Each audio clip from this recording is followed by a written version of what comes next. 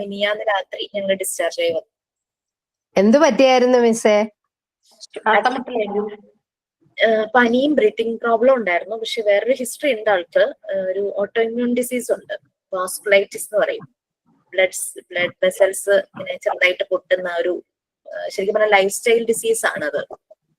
അപ്പോൾ ഡയബറ്റിക് ആയതുകൊണ്ട് ഈ പനി ഡോക്ടർ പറഞ്ഞിട്ടുണ്ട്, പനി വരുമ്പോൾ ശ്രദ്ധിക്കണം. ഈ ഓട്ടോ ഇമ്മ്യൂൺ ഡിസീസ് ഉള്ളത് കൊണ്ടേ, ഇൻഫെക്ഷൻ ആണല്ലോ. ഈ പനി എന്ന് പറഞ്ഞു കഴിഞ്ഞാല് 3 weeks നിന്നു, അങ്ങനെ കൂടിയും കുറഞ്ഞു നിന്നു. അപ്പൊ ഡോക്ടർ അഡ്മിറ്റ് ആവാൻ പറഞ്ഞു. ഇപ്പൊ നോർമലായോ? ഇപ്പൊ കുഴപ്പമില്ല. ഇനി അടുത്ത പനി വരുമ്പോ ഇതിപ്പോ 3rd time ആണ് നമ്മൾ അഡ്മിറ്റ് ആവുന്നത്. മെഡിക്കൽ ട്രസ്റ്റിലെ ട്രീറ്റ്മെന്റ് ആണ് എറണാകുളത്ത്. അപ്പൊ എല്ലാരും പറയും ഞങ്ങളോട്, നിങ്ങളൊരു വീടെടുത്ത് ഹോസ്പിറ്റലിന്റെ അടുത്ത് താമസിച്ചോളാൻ. കാരണം ഓട്ടോ ഇമ്യൂൺ ഡിസീസ് അങ്ങനെയാണ്. ഡയബറ്റിക് പേഷ്യന്റ് സ്റ്റിറോയിഡ് മാത്രമേ ഉള്ളൂ ഇതിനൊരു മെഡിസിൻ കൊടുക്കുന്നത്. അപ്പൊ ഡയബറ്റിക്കുകാർക്ക് അങ്ങനെ സ്റ്റിറോയിഡ് ഡയറക്റ്റ് കൊടുക്കാൻ പറ്റില്ല. അതൊന്ന് പാസിവേറ്റ് ചെയ്തിട്ടാണ് കൊടുക്കുന്നത്, ഒരു ബൈ പ്രോഡക്റ്റ് പോലെ. കാരണം സ്റ്റിറോയിഡ് എടുക്കുമ്പോൾ ഷുഗർ കൂടും, അപ്പൊ പിന്നെ ഇൻസുലിൻ എടുക്കേണ്ട വരും. അങ്ങനെയൊക്കെയുള്ള ഓരോ പ്രശ്നങ്ങൾ. ഹോസ്പിറ്റലിൽ നിന്ന് ഒത്തിരി ദൂരമാണോ ഹൗസ്? 1 hour. ഞാൻ പറവൂരല്ലേ, എറണാകുളം തൃശ്ശൂർ ബോർഡർ അല്ലേ. ഇത് 1 hour ഉണ്ട് നമുക്ക്. Okay, we will pray. Get soon well. Thank you. നമ്മൾ ആ സമയത്ത് ഹോസ്പിറ്റലിൽ നിൽക്കുമ്പോഴേ ആകെ ബുദ്ധിമുട്ട്. എനിക്ക് വന്നു കഴിഞ്ഞപ്പോ എനിക്ക് ഭയങ്കര ബുദ്ധിമുട്ടുകളൊക്കെ ആയിരുന്നു.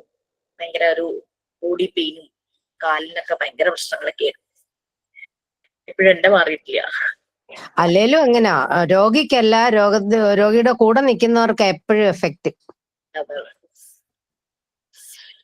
Okay, so okay ma'am, can we start? Yeah, sure, please. Good afternoon ma'am, and good afternoon all my friends. I'm Saifanisa, coordinators of this week, me and Usha Anil. First of all, I thanks to all my friends for their great support and coordinating. And I inviting Usha Anil for the prayer.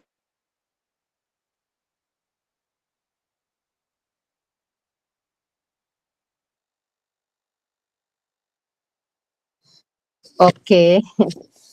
Good afternoon to everyone. Before we start the class, let us take a moment to offer prayer. Dear God, we thank you for this new day and the opportunity to learn and grow together. Bless our teacher who shares knowledge with us and guide us to be attentive and eager to learn. Help us to be kind and patient with one another and to use what we learn to make the world a better place. Grant us wisdom, understanding, and a joyful heart as we explore new ideas today. We ask this with gratitude and hope. Amen. Thank you, Chechi. And I invite Emily, thought of the day. Good afternoon. Thought of the day. Education is the movement from darkness to light. Alan Bloom. ഇരുട്ടിൽ നിന്ന് വെളിച്ചത്തിലേക്കുള്ള ചലനമാണ് വിദ്യാഭ്യാസം. ഇരുളടഞ്ഞ ജീവിതത്തിൽ നിന്നും പൊതു വെളിച്ചത്തിലേക്കുള്ള വഴിയാണ് വിദ്യാഭ്യാസം. അതിന് സമയമോ പ്രായമോ ഒരു തടസ്സമല്ല. Thank you. Thank you, Emily. And I invite sign in Shafila Kamal.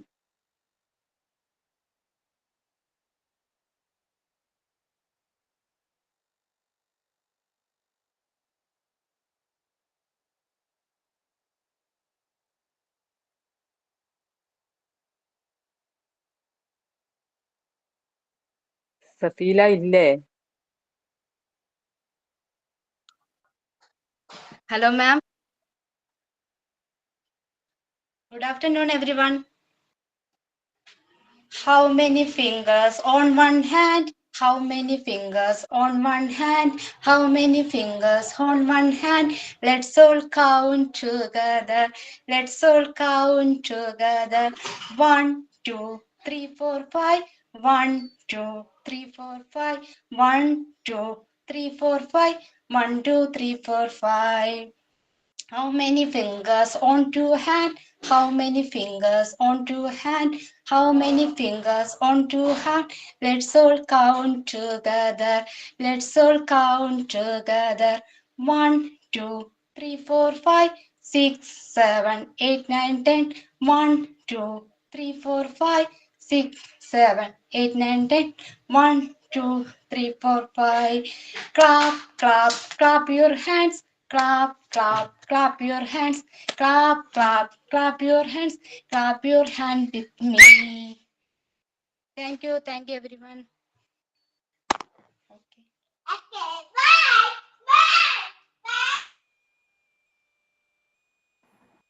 Okay, very nice. Okay, so actually, നിങ്ങൾക്ക് ഇപ്പൊ എവിടം വരെയൊക്കെ ആയെന്ന്, ഞാൻ എടുക്കുന്നതല്ല, എല്ലാം എവിടം വരെ ആയെന്നൊക്കെ ഒരു ഐഡിയ കിട്ടിയോ? നമ്മുടെ മോഡ്യൂൾ 1 പാർട്ട് 1 കംപ്ലീറ്റ് ആയി അല്ലേ? റൈറ്റ്? Yes, ma'am. ക്വസ്റ്റ്യൻ തന്നിട്ടുണ്ടായിരുന്നു, ചൈൽഡ് വെൽഫെയറിന്റെ ക്വസ്റ്റ്യൻസ് ഒക്കെ തന്നിട്ടുണ്ടായിരുന്നു. ദെൻ ഒരു അസൈൻമെന്റ് തന്നിട്ടുണ്ടായിരുന്നു. അത് ന്യൂട്രീഷൻ യെസ്, അത് ഫസ്റ്റ് മൊഡ്യൂൾ. അത് നമുക്ക് തന്നെയുള്ള അസൈൻമെന്റ് ആണ്. ഒരു കൺഫ്യൂഷൻ, മാം അങ്ങനത്തെ പോർഷൻ എടുത്തിട്ടുണ്ടായിരുന്നില്ലല്ലോ. പക്ഷെ ഞാൻ തന്നത് വേറൊന്നും കൊണ്ടല്ല, നമുക്ക് അതിൽ കുറെ കാര്യങ്ങളൊക്കെ നമ്മള് പറഞ്ഞു പോയിട്ടുണ്ടായിരുന്നു. പിന്നെ ഞാനത് തരാൻ കാരണം എനിക്ക് എക്സാമിന് വന്ന ക്വസ്റ്റ്യൻ ആയിരുന്നു. ഞങ്ങൾക്ക് ആ ഒരു ചാപ്റ്ററിൽ നിന്ന് എനിക്ക് വന്ന ഒരു ക്വസ്റ്റ്യൻ ആയിരുന്നു ഈ പറയുന്ന വേൾഡ് ഹെൽത്ത് ന്യൂട്രീഷൻ ഡേയില് നിങ്ങൾ വർക്ക് ചെയ്യുന്ന സ്കൂൾ മീൻസ് ചെറിയ കുട്ടികൾക്ക് വേണ്ടിയിട്ടാണല്ലോ, അവരുടെ ഫെസിലിറ്റേറ്റർ ആയി ആവാനാണ് നമ്മൾ പോകുന്നത്. അപ്പം നമ്മളൊരു സെമിനാർ ആ സ്കൂളിൽ കണ്ടക്ട് ചെയ്യുവാണ്. അപ്പൊ കുട്ടികളോട് നിങ്ങൾ വൈറ്റമിൻ എ കഴിക്കണം, വൈറ്റമിൻ സി ഉള്ള ഫുഡ് കഴിക്കണം, എന്നാൽ അങ്ങനെയൊക്കെ പറഞ്ഞ് ഭയങ്കര ആധികാരികമായിട്ട് നമ്മൾ പറഞ്ഞു കൊടുത്തു കഴിഞ്ഞാൽ അവർക്ക് മനസ്സിലാവില്ല. അതേസമയം നല്ല കണ്ണുണ്ടാവും, നിറയെ മുടി വരും എന്നൊക്കെ പറയുമ്പോഴേക്കും ഇവർക്ക് ഭയങ്കര ഇഷ്ടമല്ലേ ഇങ്ങനെ ഈ ഭക്ഷണം. എന്താണ് ഡെഫിഷ്യൻസി, ഇത് കഴിച്ചില്ലെങ്കിൽ എന്ത് സംഭവിക്കും, കഴിച്ചാൽ എന്താണ് നമുക്ക് പോസിറ്റീവായിട്ട് കിട്ടുന്നത്, ബോഡി ബിൽഡിങ്, എനർജി പ്രൊവൈഡിങ്, അങ്ങനെ പല രീതിയിൽ ഫുഡിനെ നമ്മൾ കാറ്റഗറൈസ് ചെയ്തിട്ടുണ്ട് അല്ലെ. അപ്പൊ നിങ്ങളോട് അങ്ങനെ ഒരു സെമിനാർ എടുക്കാൻ പറയുമ്പോൾ എന്തെല്ലാം പോയിന്റ്സ് നിങ്ങൾ ഇൻക്ലൂഡ് ചെയ്യുന്നത്. പൊതുവെ കുട്ടികൾ വെജിറ്റബിൾസ് അധികം കഴിക്കുന്നില്ല എന്നൊരു കംപ്ലൈന്റ്സ് ഒക്കെ പാരന്റ്സിന് വരും. അപ്പൊ നമുക്ക് അത് റിലേറ്റ് ചെയ്തിട്ട് സെമിനാറിന്റെ ടോപ്പിക് അത് നല്ല രീതിയിൽ പ്രസന്റ് ചെയ്യാം. ഫാക്ട് ആയിരിക്കണം, ബട്ട് കുഞ്ഞുങ്ങളുടെ മനസ്സിലേക്ക് അത് എത്തുകയും വേണം. ആ രീതിയിൽ എങ്ങനെ ഒരു സെമിനാർ കണ്ടക്ട് ചെയ്യും, എന്തെല്ലാം പോയിന്റ്സ് നിങ്ങൾ അതിൽ ആഡ് ചെയ്യുന്നുള്ളതാണ് അസൈൻമെന്റ്. അത് നിങ്ങൾക്ക് ബുള്ളറ്റ് പോയിന്റ്സ് പോലെ ഇടാം, അല്ലെങ്കിൽ ഒരു പാരഗ്രാഫ് ആയിട്ടോ 2-3 പാരഗ്രാഫ്സ് ആയിട്ടോ എസ്സേ പോലെ എഴുതി വെക്കാം. ഇന്ന കാര്യങ്ങൾ ഞാൻ ഈ ടോപ്പിക്കിൽ ഞാൻ ഇൻക്ലൂഡ് ചെയ്യും, ഹൈലൈറ്റ് ചെയ്യും ചില പോയിന്റ്സ്. വിഷന് വേണ്ടിയിട്ടും അതുപോലെ തന്നെ സ്ട്രോങ് ടീത്തിന് വേണ്ടിയിട്ടും സ്കിൻ നല്ല ഫൈൻ ആയിട്ടിരിക്കാനും അങ്ങനെ കുറെ കാര്യങ്ങളുണ്ടല്ലോ. അപ്പൊ അതെല്ലാം ആഡ് ചെയ്തിട്ട് നിങ്ങൾക്ക് എഴുതാം. എന്തെങ്കിലും കൺഫ്യൂഷൻ ഉണ്ടോ അതില്? എനി കൺഫ്യൂഷൻ എന്താ ഡൗട്ട്? സെമിനാർ അല്ലല്ലോ എഴുതേണ്ടത്, അതില് എന്തൊക്കെയാണ് നമ്മൾ പറയാന്നുള്ളതിന്റെ ഐഡിയാസ് മാത്രം. അതെ, ഞാനിപ്പോ ഫാത്തിമയോട് ചോദിക്കുകയാണ്, അടുത്ത വീക്കിൽ ഒരു സെമിനാർ ഫാത്തിമയ്ക്ക് കണ്ടക്ട് ചെയ്യാനുണ്ട്, എന്തെല്ലാം കാര്യങ്ങളായിരിക്കും ഫാത്തിമ അതിനകത്ത് പറയാൻ പോകുന്നതെന്ന് വെച്ചാൽ ആ പറയേണ്ട പോയിന്റ്സ് ഉള്ളൂ. അല്ലാതെ നമ്മളിപ്പോ ഹെലൻ കെല്ലറിന്റെ സെമിനാർ പോലെ നമ്മൾ പ്രസന്റ് ചെയ്തില്ലേ, അങ്ങനെയല്ല. ഒരു സെമിനാർ ഈ ഒരു ടോപ്പിക്കിനെ പറ്റി ചെയ്യാൻ പറയുമ്പോൾ നിങ്ങൾ എന്തെല്ലാം പോയിന്റ്സ് അതിൽ ആഡ് ചെയ്യും, അത്രേ ഉള്ളൂ. ഓക്കെ മിസ്, ആ പോയിന്റ്സിന്റെ എക്സ്പ്ലനേഷൻ ഇപ്പൊ കൊടുക്കണോ? എന്തായാലും കുഴപ്പമില്ല, നമ്മൾ സെമിനാർ എടുക്കുമ്പോൾ നമ്മളൊന്ന് എലാബറേറ്റ് ചെയ്ത് കാര്യങ്ങളെല്ലാം പറയുമല്ലോ. Okay ma'am. അതുപോലെ വേണമെങ്കിൽ നിങ്ങൾക്ക് അങ്ങനെ ഇടാം. അപ്പൊ വൈറ്റമിൻസ് നമുക്കറിയാം 13 വൈറ്റമിൻസ് ഉണ്ടല്ലേ. അപ്പൊ അങ്ങനെ ഓരോ കാര്യങ്ങളും നമ്മൾ എഴുതി വരുമ്പോൾ അങ്ങനെ ഓരോ വൈറ്റമിന്റെ ഡെഫിഷ്യന്റ് ആയാൽ എന്താണ് പ്രോബ്ലം വരുന്നത് അതെല്ലാം നമുക്ക് നോട്ട് ചെയ്യാം. Okay ma'am.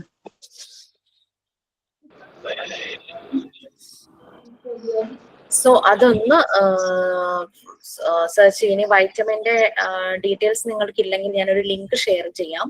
അതിനകത്ത് കംപ്ലീറ്റ് അതിന്റെ ഡീറ്റെയിൽസ് ഉണ്ട്. ആ വൈറ്റമിന്റെ കെമിക്കൽ നെയിം, സയന്റിഫിക് നെയിം. കാരണം ആ സയന്റിഫിക് ആയിട്ടുള്ള അതിന്റെ നെയിം നമ്മൾ പലപ്പോഴും ചില മെഡിസിൻസ് ഒക്കെ വാങ്ങിക്കുമ്പോൾ, ഞാൻ മിക്ക ബാച്ചിലും ഉള്ള അമ്മമാരുടെ ഒരു ക്വാളിറ്റി ആയിട്ട് ഞാൻ കണ്ടത്, ഒരു കുഞ്ഞുങ്ങൾക്ക് മെഡിസിൻ വാങ്ങുന്ന സമയത്ത് ആ മെഡിസിന്റെ കണ്ടന്റ് അവർ നല്ലപോലെ പരിശോധിക്കും. എന്തിനു വേണ്ടിയിട്ടാണ് മെഡിസിൻ, അതിന്റെ കണ്ടന്റ് എന്താണ്, അതുകൊണ്ടുള്ള പ്ലസ് എന്താണ് എന്നുള്ള കാര്യങ്ങളെല്ലാം അവർ നോക്കും. അപ്പൊ ഈ വൈറ്റമിന്റെ സെക്ഷൻ ഞാൻ പ്രീവിയസ് ബാച്ചുകൾക്കൊക്കെ എടുത്തപ്പം അതിന്റെ സയന്റിഫിക് നെയിം പറയുമ്പോഴേ ഇവർക്ക് അറിയാം. അപ്പൊ അതുകൊണ്ട് വളരെ ഈസി ആയിരുന്നു ക്ലാസ് പോകാനായിട്ട്. കാരണം അവർക്ക് നല്ല പോലെ അറിയാം അതിന്റെ സയന്റിഫിക് നെയിം, ഈ ഒരു വൈറ്റമിൻ എന്തിന്റെ ഡെഫിഷ്യൻസി കൊണ്ടാണ്. അപ്പൊ ആ ഒരു മെഡിസിൻ ഞാൻ കുഞ്ഞിന് ഈ ഒരു പ്രോബ്ലത്തിന് വാങ്ങിയപ്പം ഡോക്ടർ ഈ ഒരു വൈറ്റമിന്റെ ഡെഫിഷ്യൻസി കൊണ്ടാണ് ആ മെഡിസിൻ അപ്പൊ പ്രിസ്ക്രൈബ് ചെയ്തതെന്ന് മനസ്സിലായി. അങ്ങനെയുള്ള രീതിയിൽ അപ്പൊ ഞാൻ അതിന്റെ ഒരു ലിങ്ക് ഷെയർ ചെയ്യാം. വളരെ നല്ലൊരു സോഴ്സ് ആണത്. അതിലെല്ലാ വൈറ്റമിൻസിനെയും കുറിച്ചുണ്ട്. ഓരോ വൈറ്റമിൻ ഇല്ലെങ്കിൽ നമുക്ക് എന്തെല്ലാം പ്രോബ്ലങ്ങൾ ഉണ്ടാവും, എന്ത് അസുഖങ്ങൾ ഉണ്ടാവും എന്നെല്ലാം ഡീറ്റെയിൽ ഉണ്ട്. അപ്പൊ ഞാൻ ഈ ക്ലാസ് കുറച്ച് കഴിയുമ്പോഴേക്കും ഞാൻ ആ ലിങ്ക് ഒന്ന് ഷെയർ ചെയ്തിട്ടേക്കാം. നിങ്ങൾക്ക് അത് ക്ലാസ് റൂമിൽ കിട്ടും.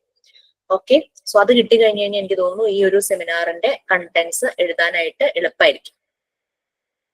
സോ നമ്മളപ്പോ ആ പാർട്ട് 1 കഴിഞ്ഞു. പാർട്ട് 2 നിങ്ങൾക്ക് സ്റ്റാർട്ട് ചെയ്തിട്ടുണ്ടല്ലേ? ഞാൻ പാർട്ട് 2 സ്റ്റാർട്ട് ചെയ്തില്ല. അതിന് പകരം നമ്മൾ ചൈൽഡ് ഡെവലപ്മെന്റിനെ പറ്റിയിട്ട് ഡിസ്കസ് ചെയ്യുമായിരുന്നോ? എന്തായിരുന്നു സൈക്കോളജിസ്റ്റിനെ കുറിച്ച് പറയായിരുന്നു. ലാസ്റ്റ് പറഞ്ഞത് വിഗോസ്കിനെ കുറിച്ചിട്ട്. ഇനി പറയേണ്ടത് സിഗ്മണ്ട് ഫ്രോയിഡ്. Yes, okay. അപ്പൊ അങ്ങനത്തെ കാര്യങ്ങൾ പറയായിരുന്നു. അത് മിസ് എടുക്കുമായിരിക്കും ആ ഒരു പോർഷൻ. എന്നാലും ഞാൻ എടുക്കാൻ ഉദ്ദേശിക്കുന്നത് യൂണിറ്റ് 5 ആണ്, പാർട്ട് 2-ലെ ലാംഗ്വേജ് ഡെവലപ്മെന്റ്. അതിനു മുമ്പ് സിഗ്മണ്ട് ഫ്രോയിഡിന്റെ കാര്യം നമുക്കൊന്ന് പറഞ്ഞു പോകാം. സൈക്കോളജി പഠിക്കുന്ന എല്ലാവർക്കും വളരെ ഫെമിലിയർ ആണ് ഇദ്ദേഹം, സിഗ്മണ്ട് ഫ്രോയിഡ്, അദ്ദേഹത്തിന്റെ മകൾ an Freud.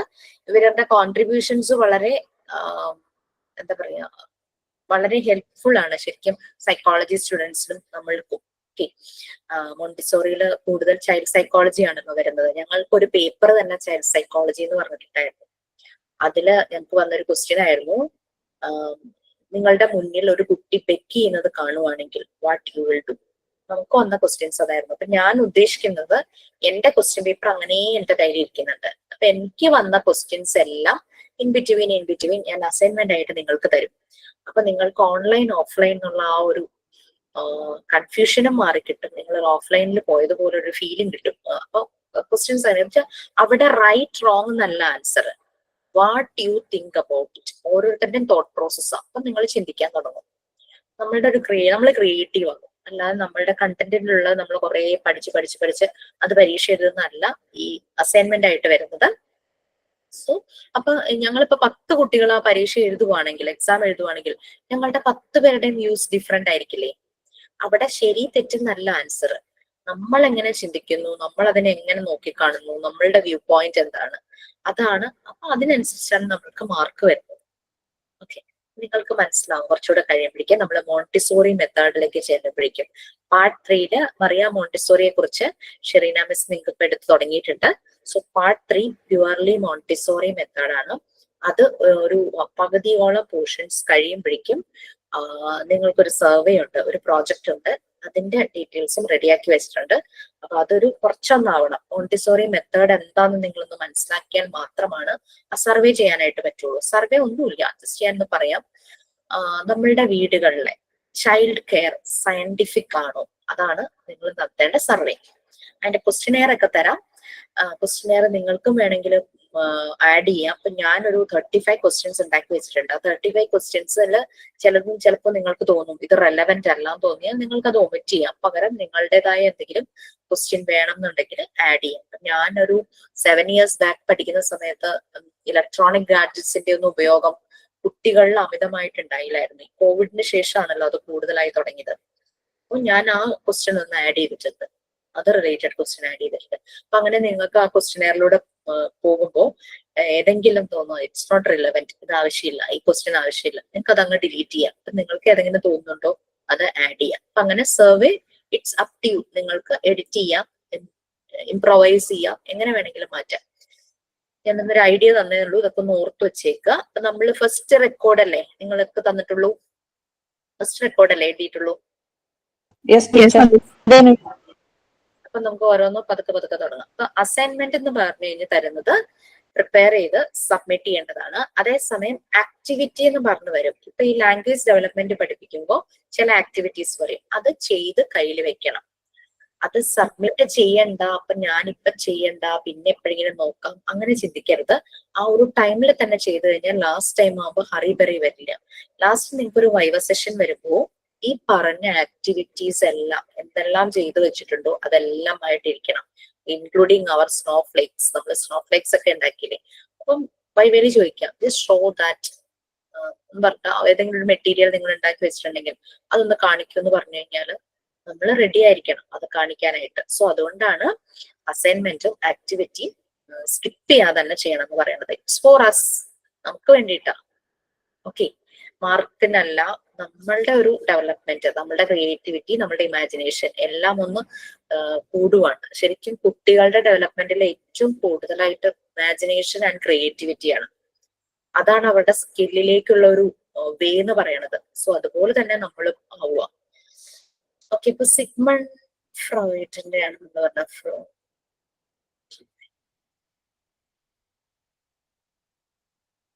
Freud human development, അതായത് ബർത്ത് തുടങ്ങി ഡെത്ത് വരെയും ഹ്യൂമൻ ഡെവലപ്മെന്റിനെ സൈക്കോ സെക്ഷൽ സ്റ്റേജസ് ആയിട്ടാണ് ഫ്രോയിഡ് കണ്ടത്. കുറെ പേര് ക്രിട്ടിസൈസ് ചെയ്തു ഫ്രോയിഡിന്റെ രീതികളെ.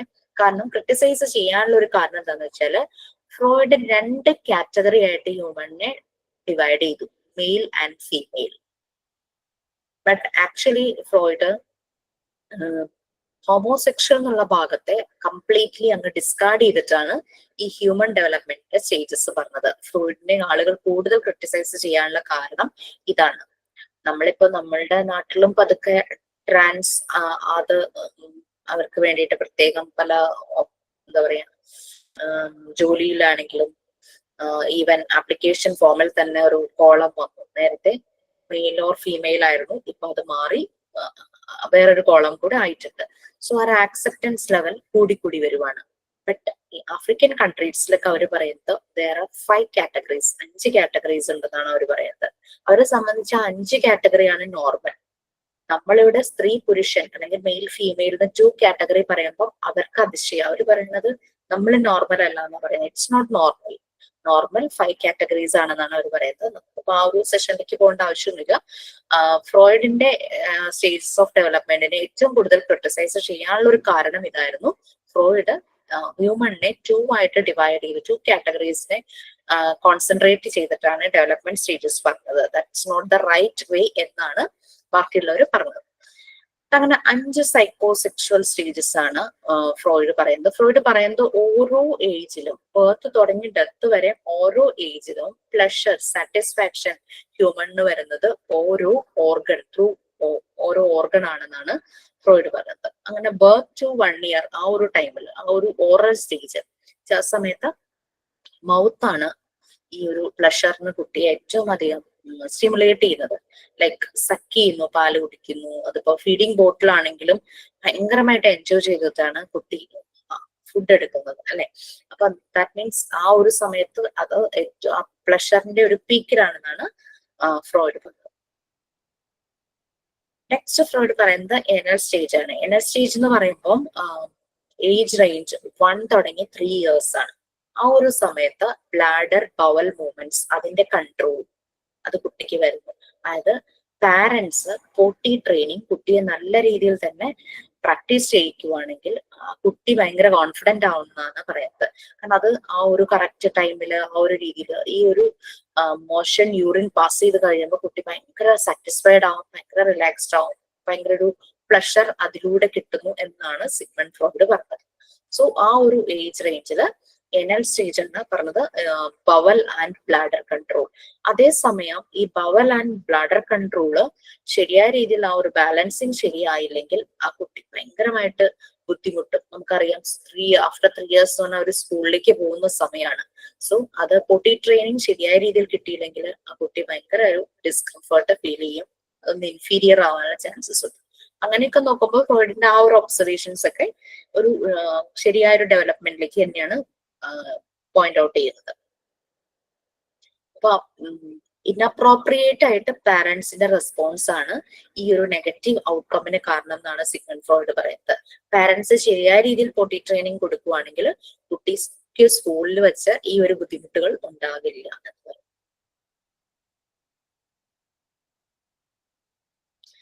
നെക്സ്റ്റ് ഫാലിക് സ്റ്റേജ് ആണ് പറയുന്നത് 3 to 6 years. 3 to 6 years എന്ന് പറയുമ്പോഴേക്കും ഇവരുടെ ബോഡിയിൽ ഒരു മാറ്റങ്ങളൊക്കെ കുറേശ്ശൊക്കെ ആയിട്ട് വന്നു തുടങ്ങും.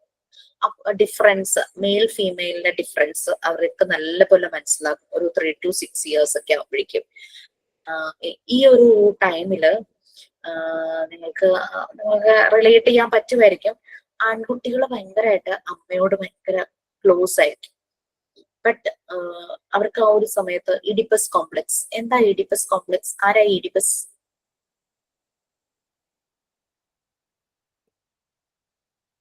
ഒരു ഗ്രീക്ക് ക്യാരക്ടറാണ് ഇഡിപ്പസ് എന്ന് പറയുന്നത്. ഇഡിപ്പസ് അമ്മയെ വിവാഹം കഴിച്ച് അറിയാതെയാണ് സ്വന്തം അമ്മയെ മാരേജ് ചെയ്യുന്ന ഒരു ക്യാരക്ടറാണ്. എനിക്ക് കഥ അറിയായിരുന്നു പണ്ടൊക്കെ, ഇപ്പൊ ഞാൻ അത് മറന്നുപോയി.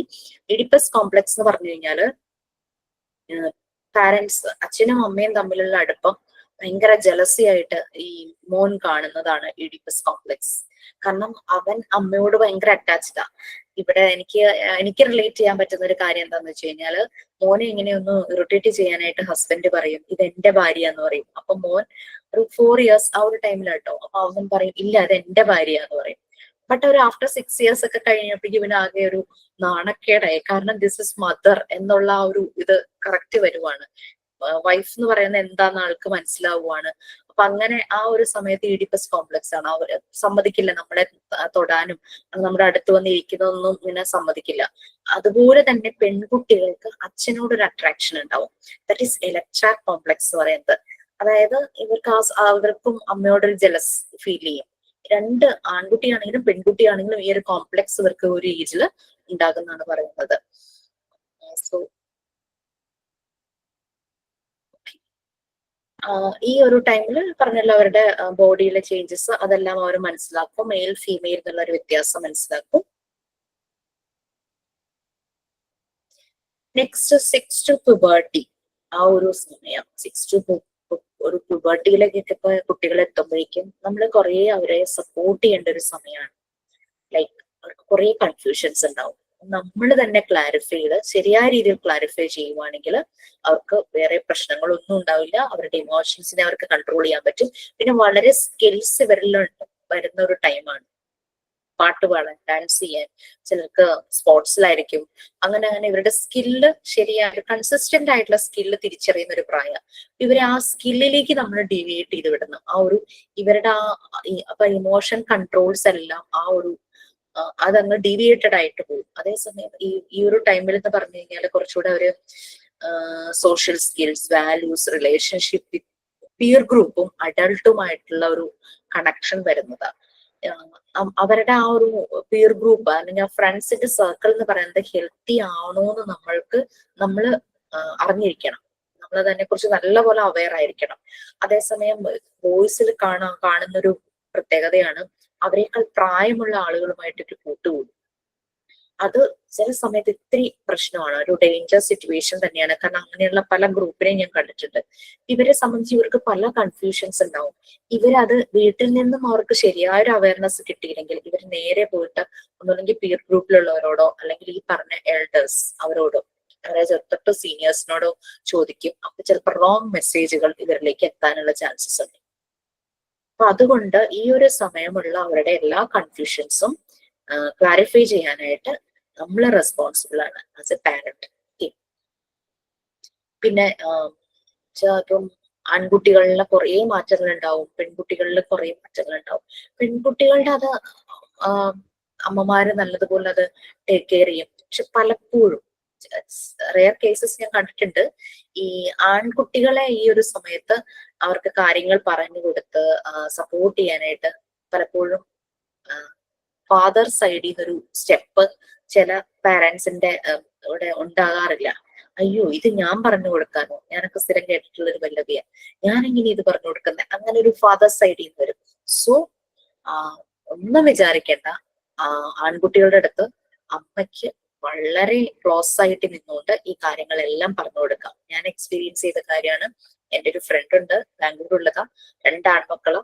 ആളും ഇത് തന്നെ ചെയ്തു. കാരണം ഹസ്ബൻഡ് ഒരു രീതിയിലും ഈ മക്കളുടെ അടുത്ത് അവരുടെ ബോഡിയിലെ ചേഞ്ചസ്, അവരുടെ ശബ്ദം മാറുന്നു, അങ്ങനെ പല പല ചേഞ്ചസ് ബോഡിയിൽ ഉണ്ടാവുമല്ലോ, അവരുടെ ജെനിറ്റൽസിന് മാറ്റം വരുത്തുന്നു, അങ്ങനെയൊക്കെ വരുമ്പോഴേക്കും ഇതൊക്കെ പറഞ്ഞു കൊടുക്കാനായിട്ട് ഞാൻ എങ്ങനെയാ പറയുന്നത്, ഇതാണ് ആ കുട്ടിയുടെ ഹസ്ബൻഡ് എന്നോട് ചോദിച്ചത്. ഹസ്ബൻഡ് ആ കുട്ടിയോട് ചോദിച്ചത് സെയിം തന്നെ. ഇവിടെ ഹസ്ബൻഡിന് ഭയങ്കര മടിയായിരുന്നു. സോ എന്റെ മോൻ 8ാം ക്ലാസ്സിലായിട്ടുണ്ട്, അവനോട് ഞാൻ ഓരോന്ന് പറഞ്ഞു കൊടുക്കും, എങ്ങനെ അത് ക്ലീൻ ചെയ്യണം അതെല്ലാം പറഞ്ഞു കൊടുത്തു. അവൻ വളരെ കംഫർട്ടബിൾ ആയി എൻ്റെ അടുത്ത്. അപ്പൊ ഞാൻ പറഞ്ഞു കൊടുക്കാതിരുന്നെങ്കിൽ അവൻ ഭയങ്കര ബുദ്ധിമുട്ടിയനെ എന്നുള്ളത് എനിക്ക് മനസ്സിലായി. മോൾക്ക് 18 years ആയി, അവള് +2 ആ. അപ്പൊ അവളും ഈ അവനെ ശ്രദ്ധിക്കുന്ന കാര്യത്തിൽ എന്നെ ഹെൽപ്പ് ചെയ്തു. സോ അവൻ ഭയങ്കര കംഫർട്ടബിൾ ആയി ഞങ്ങളുടെ രണ്ടുപേരുടെ അടുത്തും. നമ്മളത് നമ്മള് ലേഡീസ് അല്ലേ, എങ്ങനെ ഞാൻ എന്റെ മോനോട് ഇത് സംസാരിക്കും എന്നൊക്കെ വിചാരിച്ചിരുന്നു കഴിഞ്ഞു കഴിഞ്ഞാൽ കുട്ടി കൺഫ്യൂസ്ഡ് ആവും. ഇവന് വേറെ വല്ല സോഴ്സസിലേക്ക് അവൻ പോയി കഴിഞ്ഞു കഴിഞ്ഞാല് കിട്ടുന്ന ഇൻഫർമേഷൻസ് അത് ശരിയായ രീതിയിലുള്ള സോഴ്സ് തന്നെയാണോ എന്നുള്ളത് പറയാൻ പറ്റില്ലല്ലോ. സോ നമുക്ക് ആ ഒരു ടെൻഷൻ ഇല്ല, ആ ടെൻഷൻ മാറിക്കിട്ടും. സോ നിങ്ങളും ഇതുപോലെ എന്തെങ്കിലും ഒന്ന് ഫേസ് ചെയ്യുവാണെങ്കിൽ പ്ലീസ് ഗോ ഹെഡ്. നമ്മളുടെ മക്കളാ, whether it is boy or girl. Okay, അപ്പൊ ഈ ഒരു പീരീഡ് അതാണ്. ഇവരുടെ സോഷ്യൽ റിലേഷൻസ് കൂടുന്നു, ഇവരുടെ സ്കില്ല് നല്ല പീക്കിലെത്തുന്ന ടൈമാണ്. അപ്പൊ ഇവരുടെ ഇങ്ങനെയൊക്കെ ഇമോഷൻസ് വരണം അല്ലെ, ആ ഒരു ഫീൽ, ഓപ്പോസിറ്റ് സെക്സിനോടൊരു അട്രാക്ഷൻ ഒക്കെ വരുന്നൊരു ടൈമാണ്. ആ ഒരു ഇമോഷൻസ് അവർക്ക് കൺട്രോൾ ചെയ്യാനായിട്ട് പറ്റണം. ഇറ്റ്സ് വെരി ഡിഫിക്കൽട്ട് ഈ ഒരു ഏജിൽ കൺട്രോൾ ചെയ്യാന്നുള്ളത്. ബട്ട് നമ്മളുടെ ഒരു സപ്പോർട്ട് ഉണ്ടെങ്കിൽ അവർക്കത് പറ്റും. ഈവൻ ദോ ബ്രേക്കപ്സ് നടക്കുന്നു, അതെല്ലാം നമ്മൾ അവരെ സപ്പോർട്ട് ചെയ്യുവാണെങ്കിൽ അവർ അതിൽ നിന്ന് പെട്ടെന്ന് തന്നെ വെന്റിലേറ്റ് ചെയ്ത് വരും.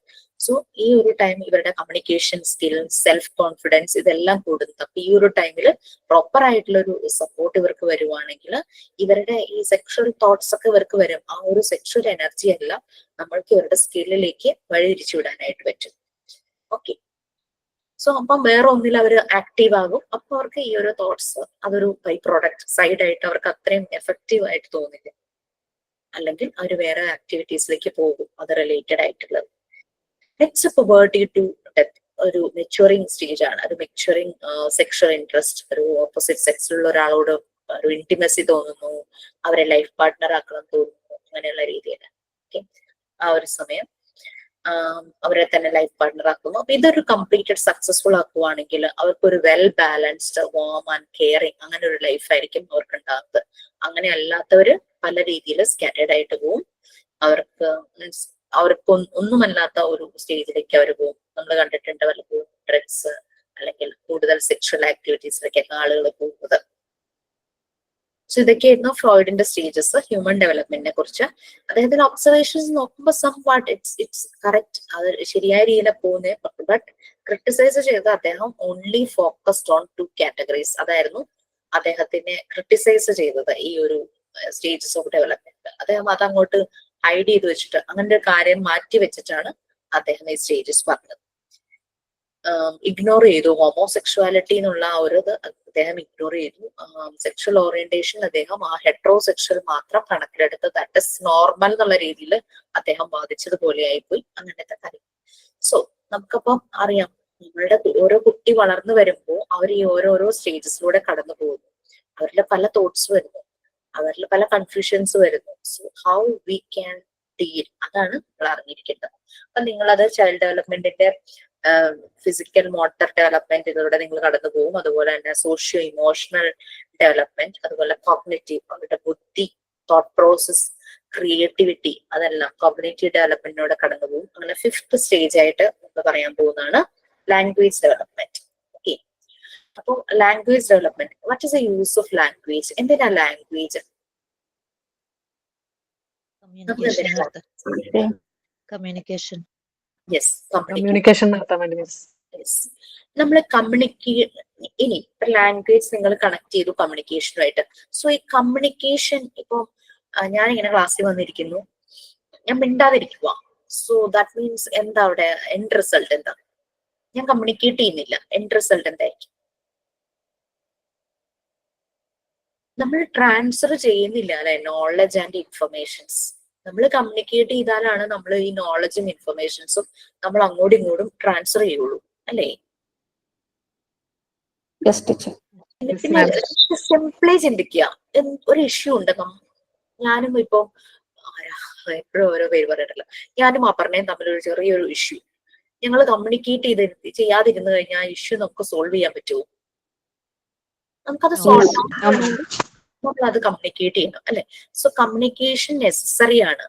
ഓക്കെ, നമ്മൾക്ക് ഇവിടെ അറിയേണ്ടത് കുട്ടികളിൽ ഈ ലാംഗ്വേജ് ഡെവലപ്മെന്റ് എങ്ങനെ വരും, കമ്മ്യൂണിക്കേഷൻ എങ്ങനെ വരും. നമ്മളെല്ലാം നമ്മളുടെ മുന്നിലൂടെ ഇതുപോലെ ചെറിയ കുഞ്ഞുങ്ങൾ വളർന്നു വന്നിട്ടുണ്ടാകും. നമ്മൾ നേരിട്ട് കണ്ടിട്ടുണ്ട്, നമ്മൾ വളർത്തിയിട്ടുണ്ടാവുമായിരിക്കും, എല്ലാം ഉണ്ട്. അപ്പോ നമ്മുടെ സിബ്ലിങ്സിനെ നമ്മൾ കണ്ടിട്ടുണ്ടാവും, അല്ലെങ്കിൽ നമ്മളുടെ കുഞ്ഞുങ്ങളെ, അല്ലെങ്കിൽ നമ്മുടെ വീട്ടിലെ ഏതെങ്കിലും കുട്ടികളെ നമ്മൾ കണ്ടിട്ടുണ്ടാവും. അങ്ങനെ അവര് അക്ഷരം ആദ്യം പറഞ്ഞ വാക്ക് ഏതാണ് അത് നമ്മൾക്ക് ഓർമ്മയുണ്ടാവും. അവർ ഏറ്റവും കൂടുതൽ യൂസ് ചെയ്ത ആ ഒരു ടൈമിലെ വേർഡ്, ആ ഒരു സെന്റൻസ് ആയിട്ട് എന്ത് പറഞ്ഞു, പിന്നെ കൗണ്ടിങ് തുടങ്ങിയപ്പോ നമ്പേഴ്സ് എങ്ങനെയാണ് അവർ യൂസ് ചെയ്തത്, ഇങ്ങനെയുള്ള കുറെ കാര്യങ്ങൾ നമ്മൾ ശ്രദ്ധിച്ചിട്ടുണ്ടാവും അല്ലെ? ആദ്യമായിട്ട് അമ്മ എന്ന് വിളിച്ചതോ അങ്ങനെയുള്ള കുറെ കാര്യങ്ങൾ. ചിലത് ഭയങ്കര പ്രൗഡോടുകൂടി ചില പാരന്റ്സില് അച്ഛന്മാര് പറയും അച്ഛൻ ആദ്യം വിളിച്ചെന്നൊക്കെ പറയണ്ട, അങ്ങനെ കേട്ടിട്ടുണ്ട്. സോ കുട്ടികൾ ഭയങ്കര ക്യൂരിയസ് ആയിരിക്കും, ഈഗർ ആയിരിക്കും, അവർക്ക് ലാംഗ്വേജ് യൂസ് ചെയ്യാനായിട്ട്. അപ്പൊ ലാംഗ്വേജ് അവരിൽ വരുന്നത് അവർ കേട്ട് ആണ് വരുന്നത്. എനിക്ക് ഈ കുട്ടികളെയൊക്കെ ഇഷ്ടമാണ്. ഞാൻ അവരെ വഴക്ക് പറയില്ല, അവരെ പണിഷ് ചെയ്യൊന്നുമില്ല. ബട്ട് എനിക്ക് ഇവരെ പാമ്പർ ചെയ്യാൻ ഞാൻ ഇച്ചിരി പുറകോട്ടാ. അപ്പം അങ്ങനെ കൊഞ്ചി സംസാരിക്കൊന്നുമില്ലായിരുന്നു. പൊതുവെ ഞാൻ പറയുന്നത് അച്ചടി ഭാഷയാന്ന് എല്ലാവരും പറയാറുണ്ട്. അപ്പൊ ഞാൻ ഈ രീതിയിൽ തന്നെയാണ് എന്റെ മക്കളോട് സംസാരിച്ചുകൊണ്ടിരുന്നത് കേട്ടോ. അവർ കുഞ്ഞായിരുന്ന സമയത്ത് കൊഞ്ചി ഞാൻ സംസാരിച്ചിട്ടുണ്ട്. അപ്പൊ എന്താന്ന് വെച്ചാൽ 1 year ഒക്കെ ആയപ്പം ഇവര് ഭയങ്കര ക്ലാരിറ്റിയോട് കൂടിയാ ഓരോ വാക്കുകൾ ഉപയോഗിക്കുന്നത്. അപ്പൊ ഞാൻ അങ്ങനെ സംസാരിക്കുമ്പോ തന്നെ എന്റെ വീട്ടിൽ പറയും ഇങ്ങനെയാണോ കുട്ടികളോട് സംസാരിക്കണ്ടേ, അവരോട് കുറച്ചൊന്നും ഇങ്ങനെ കൊഞ്ചിയൊക്കെ സംസാരിക്കണ്ടേന്ന് പറയുമ്പോൾ ഞാൻ പറയും എനിക്കത് വരില്ല എന്ന് പറയും. അങ്ങനെ ഞാൻ ഇങ്ങനെ പറയുന്നത് ആയിട്ട് ഇവർക്ക് 2 പേർക്കും ഓരോ വാക്ക് പറയുമ്പോൾ ഭയങ്കര ക്ലാരിറ്റി ആയിരുന്നു. കാര്യം മോൻ കുറച്ചേ സംസാരിക്കുള്ളായിരുന്നു, പക്ഷെ പറയുന്ന വാക്കുകൾ നല്ല ക്ലിയർ ആയിട്ട് മനസ്സിലാകുന്നായിരുന്നു. ഇത് തന്നെ നമ്മളുടെ നൈബർഹുഡിലൊരു കുട്ടി പറയുമായിരുന്നു, അതിന്റെ മോളെ ഇങ്ങനെ ഗ്രാൻഡ് പാരന്റിന്റെ മുമ്പിൽ കൊണ്ടുപോയിട്ട് ഇങ്ങനെ കിടത്തും, ആ ഒരു കുഞ്ഞു പ്രായത്തില്. അപ്പൊ ഈ കുട്ടിയുടെ ഗ്രാൻഡ് പാരന്റ് എന്താന്ന് വെച്ചാൽ പത്രം വായിക്കുമ്പോൾ പത്രത്തിൽ ന്യൂസ് ഇങ്ങനെ ഉറക്കെ കുട്ടിയോട് വായിച്ചു കൊടുക്കുന്നു. കുട്ടി ഇത് കേട്ട് ഇങ്ങനെ ചിരിച്ചുകൊണ്ടേയിരിക്കും. അപ്പം മാസങ്ങളേ ആയിട്ടുള്ളൂ. പക്ഷെ അങ്ങനെ ദിവസവും ഈ കുഞ്ഞുമായിട്ട് ഈ പത്രത്തിലെ ന്യൂസാ കമ്മ്യൂണിക്കേറ്റ് ചെയ്യുന്നത്. സോ ഈ കുട്ടിക്കും അതുപോലെ തന്നെ വേർഡ്സിൽ ഭയങ്കര ക്ലാരിറ്റി ആയിരുന്നു സംസാരിക്കാൻ തുടങ്ങിയപ്പോ. കാരണം ഇത് കേൾക്കുന്ന മുഴുവൻ പത്രത്തിലെ അച്ചടി ഭാഷയാണല്ലോ കേൾക്കുന്നത്. സോ അതിന് ഓരോ വാക്കും അത് പറയുമ്പോൾ പറയുന്ന വാക്കുകൾക്ക് നല്ല ക്ലാരിറ്റി ഉണ്ടായിരുന്നു. അങ്ങനെ എല്ലാ കുട്ടികളോടും കുറച്ച് പാമ്പർ ചെയ്ത് തന്നെ വേണമായിരിക്കണം സംസാരിക്കണമെന്ന് എനിക്ക് തോന്നുന്നു കേട്ടോ. പക്ഷെ എനിക്കത് വന്നില്ല. ഓക്കെ, അപ്പം ലാംഗ്വേജ് ഡെവലപ്മെന്റ് ആണ്. ഞാനത് ജസ്റ്റ് ഒന്ന് ഷെയർ ചെയ്യാം.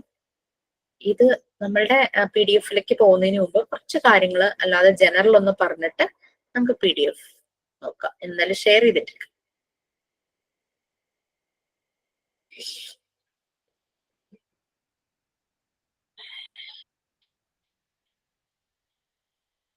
നമ്മൾക്ക് ഇനിയിപ്പോ നമ്മൾ ജനറൽ കാര്യങ്ങൾ എന്ന് പറയുമ്പോൾ നമ്മൾ കൂടുതലും മോണ്ടിസോറി മെത്തേഡിലെ ലാംഗ്വേജ് ഡെവലപ്മെന്റ് അതുമായിട്ട് കണക്ട് ചെയ്തിട്ടാണ് പറയാൻ പോകുന്നത്. മോണ്ടിസോറി മെത്തേഡില് കുട്ടികളെ സാധാരണ പോലെ ട്രഡീഷണൽ രീതിയിലെ പോലെ കയ്യില് പെൻസിൽ പിടിച്ച് എഴുതിപ്പിച്ച് വായിപ്പിച്ച് ഇമ്പോസിഷൻ കൊടുത്ത് ആ ഒരു മെത്തേഡ് അല്ല.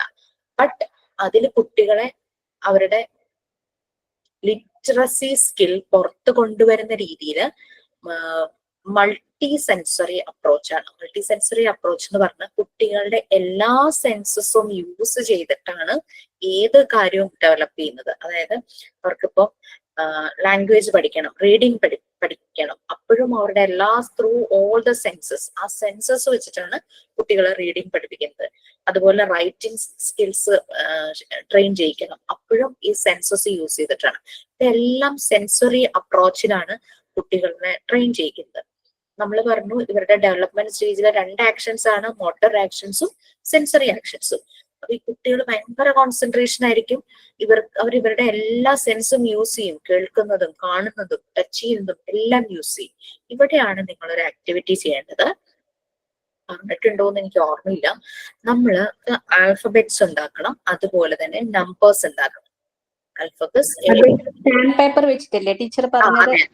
യെസ്. ഞാൻ അന്ന് ചെയ്തിട്ടുണ്ടായിരുന്നു, ഞാൻ ടീച്ചർ കാണിച്ചിട്ടുണ്ടായിരുന്നു ആൽഫബറ്റ്. ഓക്കെ, ഇപ്പൊ നമ്മളുടെ ലാംഗ്വേജിൽ അതാണ്.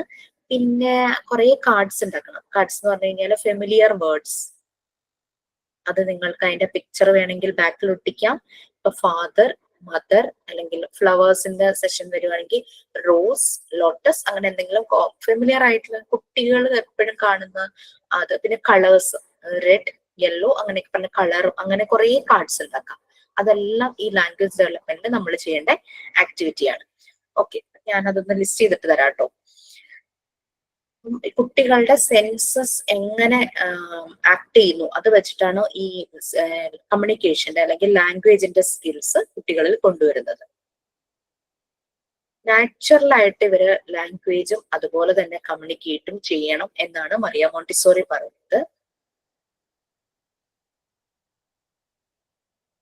അങ്ങനെയാകുമ്പോൾ ബർത്ത് തുടങ്ങിയ ഒരു 6 ആ ഒരു സമയത്ത് 6 വയസ്സാകുമ്പോഴേക്കും ഇവര് നല്ല പോലെ തന്നെ ഇവർക്ക് ലാംഗ്വേജ് ഡെവലപ്പ് ചെയ്തിട്ടുണ്ടാകും. ഈ ഒരു രീതിയിൽ നമ്മൾ കുട്ടികളെ ത്രൂ ആക്ടിവിറ്റീസിലൂടെ പഠിപ്പിച്ചു കഴിഞ്ഞാൽ അവർക്ക് മനസ്സിലാകും, പെട്ടെന്ന് തന്നെ അവർ ഡെവലപ്പ് ചെയ്യുന്നതാണ് മറിയ മോണ്ടിസോറിയുടെ ഒബ്സർവേഷൻ. മറിയ മോണ്ടിസോറി പറയുന്നത് ഈ ഒരു ഏജിൽ ഒരു 0 to 6 years എന്നൊക്കെ പറയുമ്പോൾ കുട്ടിക്ക് ഒരു അബ്സോർബൻ മൈൻഡാണ്. അബ്സോർബൻ മൈൻഡ് എന്ന് പറഞ്ഞു കഴിഞ്ഞാൽ എന്ത് കിട്ടിയാലും പെട്ടെന്ന് തന്നെ ഇവരങ്ങോട്ട് രജിസ്റ്റർ ചെയ്യും ഇവരുടെ മൈൻഡിലേക്ക്. 0 to 3 എന്ന് പറഞ്ഞു കഴിഞ്ഞാൽ അൺകോൺഷ്യസ് മൈൻഡ് ആണ്. ബട്ട് എന്നിരുന്നാലും ആ ഒരു ഏജില് നടക്കുന്ന പല കാര്യങ്ങളും ഇംപ്രഷൻസ് ആയിട്ട് കുട്ടിയുടെ മൈൻഡിലേക്ക് വരും. ആ സമയത്ത് അതിനോടൊന്ന് ഷൗട്ട് ചെയ്യുന്നു, അതിനെ ഏതെങ്കിലും രീതിയിൽ പേടിപ്പിക്കുക ചെയ്താൽ പോലും കുട്ടിയുടെ ഉള്ളിൽ അത് ഒരു ഇംപ്രഷൻ ആയിട്ട് കിടക്കും. അത് പിൽക്കാലത്ത് മറന്നു പോയാൽ പോലും അതൊരു ട്രോമ പോലെ, ആ ഒരു ഇതിന്റെ ഒരു എന്താ പറയുക, ഒരു ഗ്ലിച്ചിങ് പോലെ അത് അവിടെ ഉണ്ടാകും. അതാണ് ഈ 0 to 3 years അൺകോൺഷ്യസ് മൈൻഡ് ആണെങ്കിൽ അതിന്റെ ആ ഒരു അൺകോൺഷ്യസ് മൈൻഡിൽ അതിങ്ങനെ കിടക്കും, ഒരു ഇംപ്രഷൻ പോലെ. അതുകൊണ്ട് കുട്ടികളെയൊക്കെ ഹാൻഡിൽ ചെയ്യുമ്പോൾ ആ ഒരു ടൈമിലൊക്കെ നമ്മൾ നല്ലപോലെ ശ്രദ്ധിക്കണം. ആഫ്റ്റർ 3 years എന്നൊക്കെ പറയുമ്പോഴേക്കും അവരുടെ മെമ്മറി നല്ലപോലെ അവർക്ക് ഓർമ്മയുണ്ട്. നിങ്ങൾക്കും ഓർമ്മയുണ്ടാവും 3 yearsന് ശേഷം ലൈഫിൽ സംഭവിച്ച പല കാര്യങ്ങളും. എനിക്കും കുറെ കാര്യങ്ങളൊക്കെ നല്ല ഓർമ്മയുണ്ട് 3 yearsന് ശേഷം സംഭവിച്ചിട്ടുള്ള പലതും. ബട്ട് ഇവിടെ ഹസ്ബൻഡ് പറയണ്ടായിരുന്നു, ഹസ്ബൻഡിന് 2.25-2.5 വയസ്സുള്ള സമയത്ത് അച്ഛൻ ഗൾഫിലായിരുന്നു. അപ്പൊ അമ്മയും മോനും കൂടി, ഹസ്ബൻഡിന്റെ അമ്മയും മോനും ഇവര് രണ്ടുപേരും കൂടെ അച്ഛന് വെക്കേഷൻ എപ്പോഴും ഗൾഫിൽ പോയതൊക്കെ ഓർമ്മയുണ്ട്. എന്നിട്ട് അവിടെ ചെന്ന് ഒലീവ് കഴിച്ചത് ഓർമ്മയുണ്ടെന്നൊക്കെ പറഞ്ഞത്. IQ ലെവലിന്റെ ഒരു വ്യത്യാസമായിരിക്കും കേട്ടോ. എനിക്ക് പക്ഷെ എന്തായാലും 3 years താഴെയുള്ള ഒരു കാര്യം ഓർമ്മയില്ല. ബട്ട് ആഫ്റ്റർ 3 years കുറെ കാര്യങ്ങളൊക്കെ ഇപ്പോഴും ഓർമ്മയുണ്ട്. അപ്പൊ ഈ ഒരു അബ്സോർബൻ മൈൻഡാണ്. എന്ത് സറൗണ്ടിങ്സ് എൻവയോൺമെന്റിൽ നിന്ന് കാണുന്നു അത് മുഴുവനും ഇംപ്രഷൻസ് ആയിട്ട് ഇവരുടെ മൈൻഡിൽ കിടക്കും. ഇങ്ങനെ അതൊക്കെ എന്ത് തന്നെ ഒരു സ്പഞ്ച് പോലെയാ. നമ്മൾ വെള്ളത്തിലേക്ക് ഇടുമ്പോൾ ആ സ്പഞ്ച് വെള്ളം അബ്സോർബ് ചെയ്യുന്ന പോലെയാണ് കുട്ടികളുടെ മൈൻഡ് എന്ന് പറയുന്നത്. മോണ്ടിസോറി പറയുന്നത് ചിൽഡ്രൻ ആർ ലൈക്ക് സ്പഞ്ചസ്. അതൊന്നും അബ്സോർബ് ചെയ്യും. എന്തൊക്കെ അൺകോൺഷ്യസ്ലി ആണെങ്കിലും 0 to 3 years അൺകോൺഷ്യസ് ആണ്, അൺകോൺഷ്യസ് മൈൻഡ് ആണ്, അതും അവർ അബ്സോർബ് ചെയ്ത് അതൊരു ഇംപ്രഷൻ ആയിട്ട് കിടക്കും. ഈ മോണ്ടിസോറിയിലെ ലാംഗ്വേജ് ഡെവലപ്മെന്റ് എന്ന് പറഞ്ഞു കഴിഞ്ഞാൽ ഇപ്പൊ മോണ്ടിസോറി സ്കൂളുകളിൽ ആ ലാംഗ്വേജ് ഡെവലപ്മെന്റിനെ 3 stages ആയിട്ട് ഡിവൈഡ് ചെയ്തിട്ടുണ്ട്. 3 stages എന്ന് പറഞ്ഞാൽ പ്രിപ്പറേറ്ററി, അതായത് നമ്മൾ പ്രിപ്പറേഷൻ ചെയ്യുന്നത്, പിന്നെ സിംബോളിക്, പിന്നെ റീഡിങ് ആൻഡ് റൈറ്റിംഗ്. അതാണ് ഈ 3 stages ആയിട്ട് വരുന്നത്. നമ്മളിപ്പോ സാൻഡ് പേപ്പർ ലെറ്റേഴ്സ് ഉണ്ടാക്കുന്നു, സാൻഡ് പേപ്പർ കൊണ്ട് നമ്പേഴ്സ് ഉണ്ടാക്കുന്നു, അതുകൂടാതെ ഫ്ലാഷ് കാർഡ്സ് ഒക്കെ ഉണ്ടാക്കാം. പിന്നെ കുറെ അങ്ങനെ നമ്പേഴ്സ് പഠിക്കാനായിട്ടും ലെറ്റേഴ്സ് പഠിക്കാനായിട്ട് കുറെ കാര്യങ്ങളുണ്ട്. പിന്നെ വേർഡ്സ് ഒരുമിച്ച് വെക്കും. പിന്നെ അത് കഴിഞ്ഞിട്ട് ഈ സെന്റൻസ് മേക്കിംഗ് പഠിപ്പിക്കാനായിട്ട് ചില ത്രൂ സം ആക്ടിവിറ്റീസ്, അതായത് നമുക്ക് കളർ ടാബ്ലറ്റ്സ് ഉണ്ട് ഈ മോണ്ടിസോറി മെറ്റീരിയൽസ്, കുറെ കളേഴ്സ് ഉള്ള ടാബ്ലറ്റ്സ്. ആ കളർ ടാബ്ലറ്റ്സ് പഠിപ്പിക്കുമ്പോൾ അതിന്റെ ഒരു പർപ്പസ് വേറൊന്നും കൂടിയാണ്, ലാംഗ്വേജും കൂടെ ഡെവലപ്പ് ചെയ്യുക എന്നുള്ളതാണ്. ഈ കളർ ടാബ്ലറ്റ് ഇപ്പൊ റെഡും ബ്ലൂ ഉണ്ടെന്ന് വിചാരിക്കാം. ഇപ്പൊ കുട്ടിയുടെ മുമ്പിലേക്ക് ആദ്യം റെഡ് കളർ വെച്ചു, അപ്പൊ അതിലൂടെ കളർ കുട്ടി ഐഡന്റിഫൈ ചെയ്യും, ബട്ട് ലാംഗ്വേജും ഡെവലപ്പ് ചെയ്യും. റെഡ് ടാബ്ലറ്റ് വെച്ചിട്ട് ഫെസിലിറ്റേറ്റർ പറയുവാണ് ദിസ് ഇസ് റെഡ്. അപ്പൊ കുട്ടി ആ ഒരു സ്റ്റേറ്റ്മെന്റ്, ഫെസിലിറ്റേറ്റർ പറയുന്ന സ്റ്റേറ്റ്മെന്റ് ശ്രദ്ധിക്കും, ദിസ് ഈസ് റെഡ്. അപ്പൊ അതിന് സെന്റൻസ് മേക്കിംഗ് തന്നെത്താനെ വരും. ഒരു സെൽഫ് കൺസ്ട്രക്ഷൻ പോലെ സെന്റൻസ് മേക്കിംഗ് വരും. റെഡ് ടാബ്ലറ്റ് മാറ്റിയിട്ട് ഫെസിലിറ്റേറ്റർ നെക്സ്റ്റ് ബ്ലൂ കൊണ്ടുവരും. ദിസ് ഇസ് ബ്ലൂ എന്ന് പറയും. കളറും 2 ടാബ്ലറ്റ്സ് മാറ്റും. 2 ടാബ്ലറ്റ്സ് മാറ്റിയിട്ട് വീണ്ടും റെഡ് വയ്ക്കും. വാട്ട് ഇസ് ദിസ് എന്ന് കുട്ടിയോട് ചോദിക്കും. അപ്പൊ റെഡ് ആണെന്നുള്ള അത് ഓർമ്മയിൽ ഇങ്ങനെ ഉണ്ടാവും. അതിന് മിസ് എന്താണ് പറഞ്ഞത്? ദിസ് ഇസ് റെഡ് എന്നാ പറഞ്ഞത്. So this is red. അപ്പൊ കുട്ടി അവിടെ ഒരു സെന്റൻസ് മേക്കിംഗ്, അവിടെ ലാംഗ്വേജ്, ആ ഒരു ഫെസിലിറ്റേറ്ററും കുട്ടിയും തമ്മിലുള്ള കമ്മ്യൂണിക്കേഷൻ അവിടെ നടക്കുന്നു. ലാംഗ്വേജ്, ഒരു സെന്റൻസ് മേക്കിംഗ് നടന്നു. അല്ലാതെ കുട്ടിയെ കൊണ്ട് ഇമ്പോസിഷൻ എഴുതിച്ചല്ലല്ലോ കുട്ടി അങ്ങനെ സെന്റൻസ് പറഞ്ഞത്. അവിടെ കളറും പഠിക്കും, ലാംഗ്വേജും അവിടെ ഡെവലപ്പ് ആവും. ആ രീതിയിലാണ് മോണ്ടിസോറി മെറ്റീരിയൽസ് ഡിസൈൻ ചെയ്ത് വെച്ചിരിക്കുന്നത്. ഓക്കെ, സോ അങ്ങനെ 3 സ്റ്റേജസിലൂടെയാണ് മോണ്ടിസോറിയിലെ ഈ ലാംഗ്വേജ് കരിക്കുലം പോകുന്നത്. പിന്നെ അതുപോലെ തന്നെ കുട്ടികളെ സോങ്, ഇപ്പം ആരായിരുന്നു പേര് പറഞ്ഞു, സൈൻ ഇൻ ചെയ്തപ്പോ നമ്പേഴ്സ് ത്രൂ ഒരു റൈമിലൂടെ നമ്മൾ മനസ്സിലാക്കിച്ചു അല്ലെ. അതുപോലെ സോങ്സും പോയംസും ഒക്കെ ഉണ്ട് ഈ ഇത് ലാംഗ്വേജ് എക്സ്പീരിയൻസ് ചെയ്യാനായിട്ട്. ഇത് തന്നെ നമുക്ക് ആൽഫബറ്റ്സും നമ്പേഴ്സും പഠിപ്പിക്കാൻ വേണ്ടിയിട്ട് നമുക്ക് റൈംസ് യൂസ് ചെയ്യാം. സോങ്സ്, പോയംസ്, അത് ആക്ഷൻ സോങ് ആണെങ്കിൽ അത്രയും നല്ലത്. അപ്പൊ നിങ്ങൾക്ക് നെക്സ്റ്റ് റെക്കോർഡ് എഴുതുമ്പോൾ ഈ സെയിം ആക്ടിവിറ്റി ഉണ്ട്. അതായത് ആൽഫബറ്റിക്കൽ സോങ്ങും നമ്പർ സോങ്സും നമ്മൾ ക്രിയേറ്റ് ചെയ്യണം. ഓക്കെ, ഓർത്ത് വെച്ചു. അപ്പൊ നെക്സ്റ്റ് എല്ലാ റെക്കോർഡിന്റെയും ഡീറ്റെയിൽസ് നിങ്ങൾക്ക് തന്നിട്ടുണ്ട്. അപ്പം നമ്മൾ ഡിസ്കസ് ചെയ്തിട്ടില്ലെന്നേ ഉള്ളൂ. ഒരു റെക്കോർഡ് ഒന്ന് കഴിയട്ടെ എന്ന് വിചാരിച്ചിട്ടാണ്. അപ്പൊ ഇനിയിപ്പോ പതുക്കെ പാർട്ട് 3, പാർട്ട് 2 ഒക്കെ പാർട്ട് 2 കഴിയാറാവുമ്പോഴേക്കും നമുക്ക് സെക്കൻഡ് 2 റെക്കോർഡ്സ് എഴുതാനായിട്ട് തുടങ്ങാം. അതായത് റൈമും സ്റ്റോറി. അപ്പോഴേക്കും ഇംഗ്ലീഷ് ക്ലാസ്സും ഒരുവിധമാവും. നമുക്ക് സിമ്പിൾ ആയിട്ട് നമ്മുടെ വൊക്കാബുലറി ശരിയാവും. സിമ്പിൾ ആയിട്ട് കമ്മ്യൂണിക്കേറ്റ് ചെയ്യാനായിട്ട് പറ്റും ഇംഗ്ലീഷിൽ. So next 2 records is based on this stories and rhymes. നമ്മൾ തന്നെ ക്രിയേറ്റ് ചെയ്യേണ്ടതാണ്. ഓക്കെ, ഇതെല്ലാമാണ് ഇതിനകത്ത് വരുന്ന കാര്യങ്ങൾ.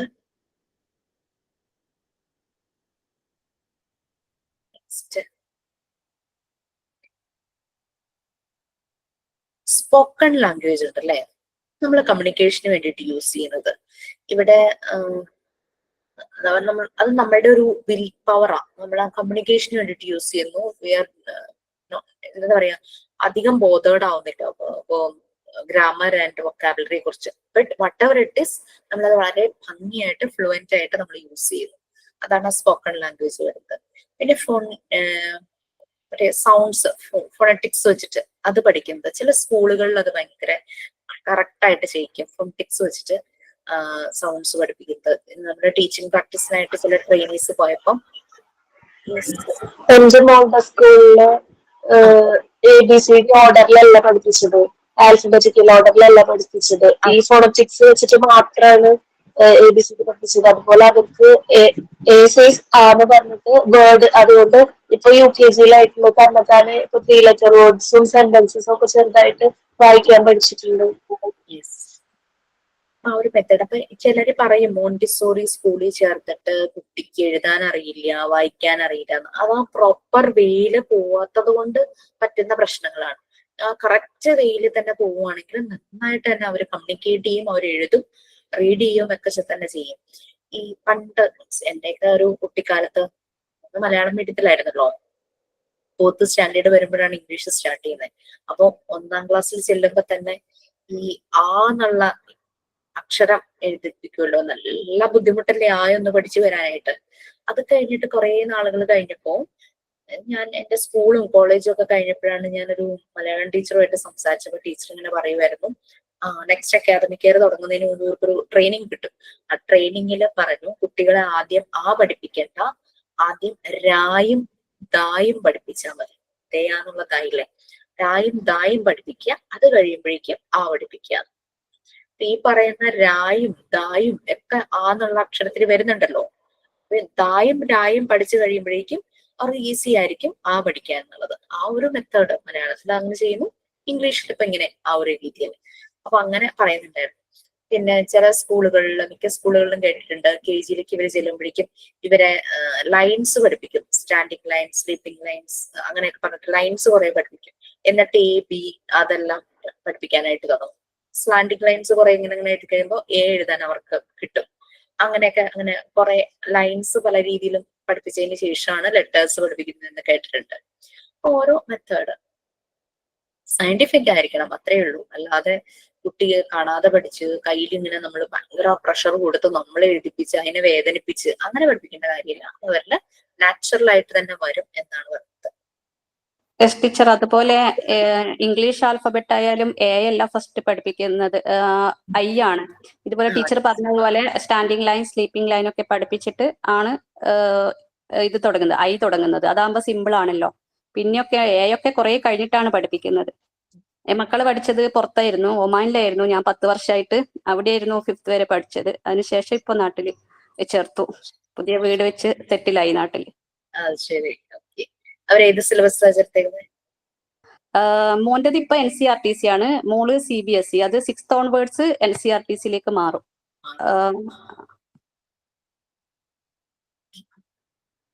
ഓക്കെ.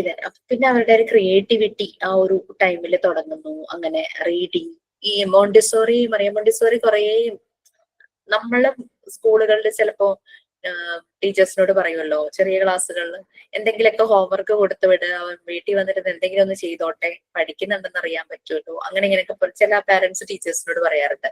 ഇതുപോലെ തന്നെ മറിയം മോണ്ടിസോറിയെ ഫേസ് ചെയ്തു. മറിയം മോണ്ടിസോറി ഫോഴ്സ്ഫുള്ളി കുട്ടികളെ റീഡിങ് റൈറ്റിംഗിലേക്ക് കൊണ്ടുപോയില്ല, അത് അവരിൽ നാച്ചുറലി വരുന്നാണ് പറഞ്ഞത്. ബട്ട് പാരന്റ്സ് ഇൻസിസ്റ്റ് ചെയ്യാൻ തുടങ്ങി അവരെ എഴുതാനും വായിക്കാനും പഠിപ്പിക്കൂ എന്ന് പറഞ്ഞിട്ട്. മറിയം മോണ്ടിസോറിയുടെ രീതി അതല്ല, ബട്ട് പാരന്റ്സ് ഇൻസിസ്റ്റ് ചെയ്യാൻ തുടങ്ങി. പിന്നെ കുട്ടികൾ ഇൻട്രസ്റ്റ് കാണിക്കാൻ തുടങ്ങി, എഴുതുക വായിക്കുക എന്നുള്ളതിൽ താല്പര്യം കാണിക്കാനായിട്ട് തുടങ്ങി. അങ്ങനെ വന്നപ്പോൾ മോണ്ടിസോറി ത്രൂ സം ആക്ടിവിറ്റീസ് കുട്ടികളെ റീഡിങ് ആൻഡ് റൈറ്റിംഗ് പഠിപ്പിക്കാനായിട്ട് തുടങ്ങിയത്. അതിൽ ഏറ്റവും കൂടുതലായിട്ട് യൂസ് ചെയ്തത് സാൻഡ് പേപ്പർ മെറ്റീരിയൽസ് ആണ്. നമ്മളുടെ പ്രീവിയസ് ബാച്ചുകളിൽ അവര് ടീച്ചിങ് പ്രാക്ടീസിന് പോകുമ്പോൾ ഈ സാൻഡ് പേപ്പർ മെറ്റീരിയൽസ് അവർ കൂടെ കൊണ്ടുപോയി. അവർ പറയാ ഏറ്റവും യൂസ്ഫുൾ ആയിരുന്നു എന്ന്. കുട്ടികൾക്ക് ഭയങ്കര ഇഷ്ടമായിരുന്നു. നല്ല രീതിയിൽ തന്നെ ഒട്ടും എഴുതാനും വായിക്കാനും അറിയാത്ത 6th സ്റ്റാൻഡേർഡിലെ ഒരു കുട്ടിയെ അതിന്റെ അമ്മയുടെ റിക്വസ്റ്റ് പ്രകാരം നമ്മുടെ ഒരു ട്രെയിനി വീട്ടിലിരുത്തി ഈ സാൻഡ് പേപ്പർ ലെറ്റേഴ്സ് യൂസ് ചെയ്ത് അതിനെ പഠിപ്പിക്കാൻ തുടങ്ങി. അവനിപ്പോ CBSE അവൻ പക്ഷെ എഴുതാനും വായിക്കാനും അറിയില്ല എന്ന് പറഞ്ഞ സ്കൂളുകാര് സുല്ലിട്ടു. അവര് പറഞ്ഞു, ഞങ്ങൾ ഏത് ടൈം വേണമെങ്കിലും കൊച്ചിനെ ഫ്രീ ആക്കാം, നിങ്ങൾ ആരുടെയെങ്കിലും അടുത്ത് കൊണ്ടുപോയി സ്പെഷ്യൽ ആയിട്ട് എന്തെങ്കിലും ഒരു കോച്ചിങ് കൊടുക്കാൻ പറഞ്ഞു. അങ്ങനെ സ്കൂൾ ടൈമില് ഉച്ചയ്ക്ക് 2:30 കുട്ടിയും കൊണ്ട് അമ്മ വരും. 1 മണിക്കൂർ ഇരുത്തി കൊച്ചിനെ സാൻഡ് പേപ്പർ ലെറ്റേഴ്സ് വെച്ചിട്ട് പഠിപ്പിച്ചു. അവൻ പിന്നീട് വേർഡ്സ് വായിക്കാൻ തുടങ്ങി, സെന്റൻസ് വായിക്കാൻ തുടങ്ങി. ഇപ്പൊ മോൻ ഭയങ്കര കോൺഫിഡന്റാ, അവൻ ഭയങ്കര സന്തോഷമായി. കാരണം അതുവരെ അവൻ ഇൻഫീരിയർ ആയിക്കൊണ്ടിരിക്കുവായിരുന്നു ക്ലാസ്സില്. ബാക്കി കുട്ടികൾ വായിക്കും, ഇവന് വായിക്കാൻ അറിയില്ല, അങ്ങനത്തെ ഒരു പ്രശ്നമൊക്കെ വന്നു. അപ്പൊ അതുകൊണ്ട് ഈ ഒരു മെറ്റീരിയൽ വളരെ ഇമ്പോർട്ടന്റ് ആണ്. നമുക്ക് ലോ കോസ്റ്റിൽ നമുക്ക് ഉണ്ടാക്കാമല്ലോ, അതുകൊണ്ട് നിങ്ങൾ ചെയ്യൂ. എന്നോട് പലരും ചോദിച്ചു കുറച്ചുകൂടെ ഗ്ലിറ്റേഴ്സ്, അതായത് ഫോം ഷീറ്റുകൾ ഉണ്ടല്ലോ, ഗ്ലിറ്റേഴ്സ് ഉള്ള ഒരു ഷീറ്റ് പോലത്തെ നമുക്ക് വളരെ ഈസി ആയിട്ട് കട്ട് ചെയ്യാനൊക്കെ പറ്റും. സാൻഡ് പേപ്പർ ഭയങ്കര ബുദ്ധിമുട്ടല്ലേ കട്ട് ചെയ്യാൻ. അതിൽ ചെയ്യട്ടെ, അതാവുമ്പോൾ കുട്ടികൾക്ക് ഇഷ്ടപ്പെടുമല്ലോ, വളരെ കളർഫുൾ ആണല്ലോ. കുട്ടികൾക്ക് ഇഷ്ടപ്പെടും, കളർഫുൾ ആണ്, നിങ്ങൾക്ക് അത് ഉണ്ടാക്കാം, നോ പ്രോബ്ലം. ബട്ട് ഇവരുടെ ഫിംഗേഴ്സിലെ ചെറിയ മസിൽസ് ഡെവലപ്പ് ചെയ്യണമെങ്കിൽ ഈ സാൻഡ് പേപ്പർ തന്നെ വേണം. സാൻഡ് പേപ്പറിലൂടെ വിരൽ പോകുമ്പോഴാണ് ഇവരുടെ ഈ മസിൽസ് നല്ലപോലെ ഡെവലപ്പ് ചെയ്യുന്നത്. അവരുടെ ഫൈൻ മോട്ടോർ സ്കിൽസ് ഡെവലപ്പ് ചെയ്ത് ഇവര് പെൻസിൽ പിടിക്കാനും എഴുതാനും ഒക്കെ തുടങ്ങുള്ളൂ. സോ അതുകൊണ്ട് എല്ലാവരും നിങ്ങൾക്ക് ഫോം ഷീറ്റിലോ എന്തിൽ വേണമെങ്കിലും ഉണ്ടാക്കാം, നോ പ്രോബ്ലം. ബട്ട് സാൻഡ് പേപ്പറിൽ മസ്റ്റ് ആയിട്ടൊന്ന് ചെയ്തു വെക്കൂ. ടീച്ചിങ് പ്രാക്ടീസിന് പോകുമ്പോൾ വളരെ യൂസ്ഫുൾ ആയിരിക്കും. നല്ല റഫ്നെസ് കൂടിയ 120 അങ്ങനെ എന്തോ നമ്പറാണ് കുട്ടികൾ പറയുന്നത് കേട്ടോ. കാരണം ഞാൻ പറഞ്ഞല്ലോ, പറഞ്ഞത് എന്റെ ഒരു ഓർമ്മ, കുട്ടിയുടെ അമ്മ ഇതുപോലെ 2 പേപ്പറിന്റെ കഷ്ണം കൊണ്ടുപോയി 3 വയസ്സുള്ള മോന്റെ മുമ്പിൽ വെച്ചപ്പം അവന് ഏറ്റവും ഇഷ്ടമായത് റഫ്നെസ് കൂടിയ സാൻഡ് പേപ്പറിലൂടെ വിരലോടിക്കാനായിരുന്നു. സോ ലൈക്ക് അതുപോലെ നോക്കുക. ഇത്രയും കാര്യങ്ങളാണ് നമ്മൾക്ക് ലാംഗ്വേജ് ഡെവലപ്മെന്റ് വരുന്നത്. ഈ ലാംഗ്വേജ് ഡെവലപ്മെന്റ് കുട്ടിയുടെ നാച്ചുറൽ ആയിട്ട് തന്നെ വരും എന്നാണ് മറിയം മോണ്ടിസോറിയുടെ ഒബ്സർവേഷൻ. അത് കറക്റ്റ് തന്നെയായിരുന്നു, നാച്ചുറൽ ആയിട്ട് തന്നെ വരും. അത് സ്പോക്കൺ ലാംഗ്വേജ് വരുന്നു, പിന്നെ അവര് റീഡിങ്ങിലേക്ക് പോകുന്നു, റൈറ്റിങ്ങിലേക്ക് പോകുന്നു. സോ അത് അങ്ങനെ പല പല പല ആക്ടിവിറ്റീസിലൂടെയാണ് കുട്ടികളെ ഇത് ചെയ്യിച്ചത്. ആ റൈറ്റിംഗ് പലതവണ സാൻഡ് പേപ്പറിലൂടെ വിരലോടിക്കുമ്പോൾ അവരത് അങ്ങനെ തന്നെ എഴുതി വെക്കാനായിട്ട് നോക്കും. കുട്ടികൾ ചെറുപ്പത്തിൽ പറഞ്ഞിട്ടുണ്ട്, ഞാൻ വരച്ചു, ഞാൻ വരച്ചു എന്നല്ലേ അവർ പറയുന്നത്. അവർക്ക് ആ ഒരു ഡ്രോയിങ് അതാണ് മനസ്സിൽ. അങ്ങനെ അങ്ങനെ അത് ശരിയായി വരും. ഏതൊരു റിലീജിയസ് ബിലീഫ് ആണെങ്കിലും നമ്മളൊരു 2.5 വയസ്സ് കഴിയാതെ കുട്ടികളെ ആ ഒരു ട്രഡീഷണൽ വേയിൽ എഴുത്തിനെടുക്കുക അല്ലെങ്കിൽ എഴുതാൻ പഠിപ്പിക്കുക, വായിക്കാൻ പഠിപ്പിക്കുക ഒന്നും ചെയ്യാറില്ല. That is the age. ആ ഒരു ഏജിലാണ് അവർക്ക് ആ ഒരു ക്രിയേറ്റീവ് തിങ്കിങ് വരുന്നത്. ഓക്കെ, അങ്ങനെ ഇവിടെ ലാംഗ്വേജ് പല രീതിയിലും പല ആക്ടിവിറ്റീസിലൂടെ എല്ലാം നമുക്ക് ശരിയാക്കാനായിട്ട് പറ്റും. ഓക്കെ, ഇനി നമ്മളുടെ ഈ ഒരു PDF എന്താ പറഞ്ഞു തുടങ്ങുന്നത് നമുക്ക് നോക്കാം. മറിയ മോണ്ടിസോറിയുടെ ആ ഒരു സയന്റിഫിക് അപ്രോച്ച് ആയിരുന്നു, സയന്റിഫിക് മെത്തേഡ് ആയിരുന്നു. അത് നാച്ചുറലി കുട്ടികളിൽ വരും. കാരണം 0 to 6 years ഒക്കെ പറയുമ്പോൾ നല്ല കോൺസെൻട്രേഷനും അബ്സോർബൻ മൈൻഡുമാണ് അവരുടെ. എന്ത് കിട്ടിയാലും അത് അവരിലേക്ക് ഇംപ്രഷൻ ആയിട്ട് അവരുടെ മൈൻഡിലേക്ക് ചെല്ലും. സോ അത് സെൽഫായിട്ടത് ഡെവലപ്പ് ചെയ്തു വരും. ഓക്കെ, ആരെങ്കിലും റീഡ് ചെയ്യാമോ ലാംഗ്വേജ് ഡെവലപ്മെന്റ് ആ ഒരു bullet points, simple sentences, I want A ball എന്ന് പറഞ്ഞിട്ടുള്ളത്?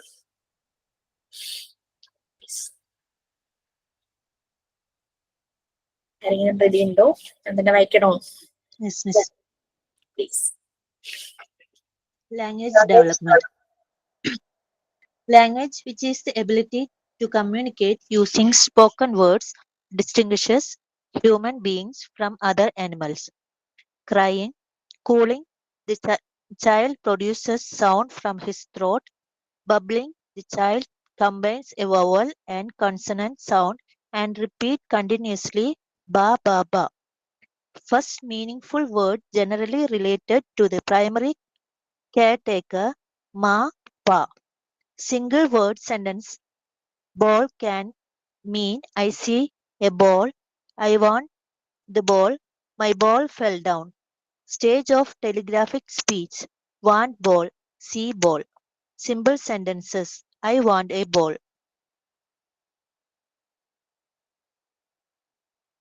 ടീച്ചർ മ്യൂട്ടാണ് ടീച്ചറുടെ. സോറി ടീച്ചർ മ്യൂട്ടാണ്. Thank you. ഒരു കറക്ഷൻ ഉണ്ട്. ക്രൈയിങ്ങിന്റെ താഴെ കൂളിംഗ് അല്ല കൂയിങ് ആണ് കേട്ടോ. COOING.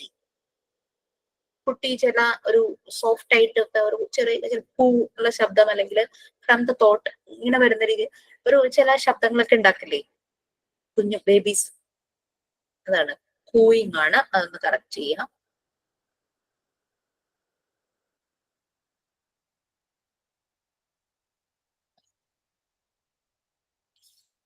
സോ ലാംഗ്വേജ് നമുക്ക് കമ്മ്യൂണിക്കേറ്റ് ചെയ്യാൻ പറ്റുന്ന ഒരു മീഡിയം തന്നെയാണ്. നമ്മുടെ കമ്മ്യൂണിക്കേഷൻ ഒരു മീഡിയം തന്നെയാണ്. അപ്പൊ ഹ്യൂമൻ ബീയിങ്സിനെ അനിമൽസിൽ നിന്ന് ഡിസ്റ്റിംഗ്വിഷ് ചെയ്യുന്ന ഒരു മെയിൻ ഒരു ക്വാളിറ്റി അല്ലെങ്കിൽ എബിലിറ്റി ആണ് ഈ ലാംഗ്വേജ് എന്ന് പറയുന്നത് അല്ലെ.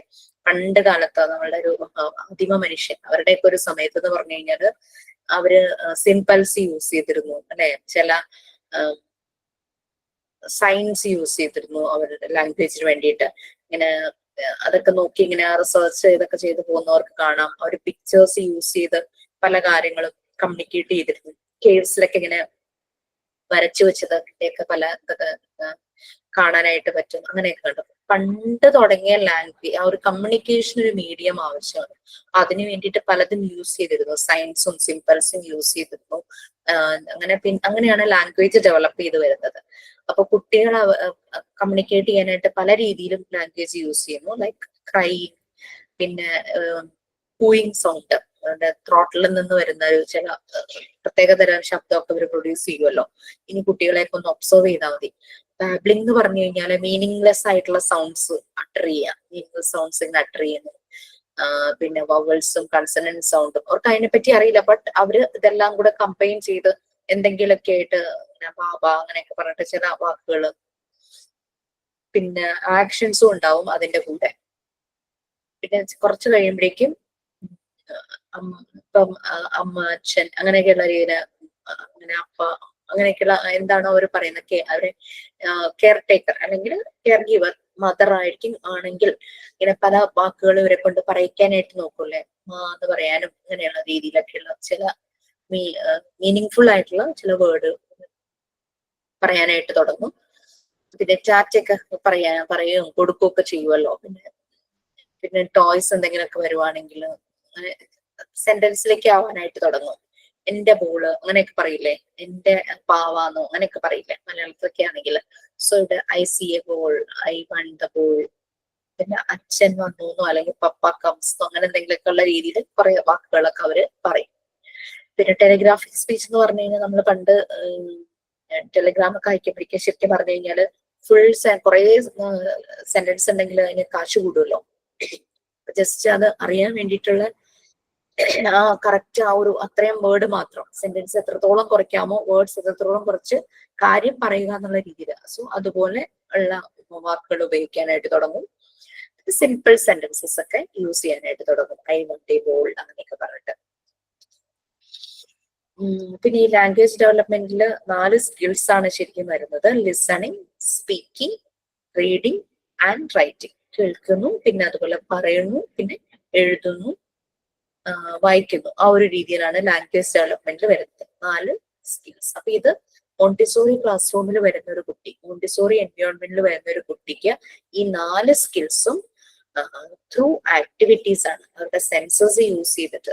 ഹെലൻ കെല്ലറിന്റെ കാര്യങ്ങളെല്ലാം പറഞ്ഞു. ഹെലൻ എങ്ങനെയാണ് പഠിച്ചതെന്നും ലാംഗ്വേജ് എങ്ങനെ പഠിച്ചു എന്നും, പിന്നെ ഹെലൻ കുറെ സബ്ജക്റ്റുകളിൽ ക്വാളിഫൈഡ് ആയി, കുറെ കാര്യങ്ങൾ പഠിച്ചു ഹെലന്റെ ആ ഒരു രീതിയിൽ.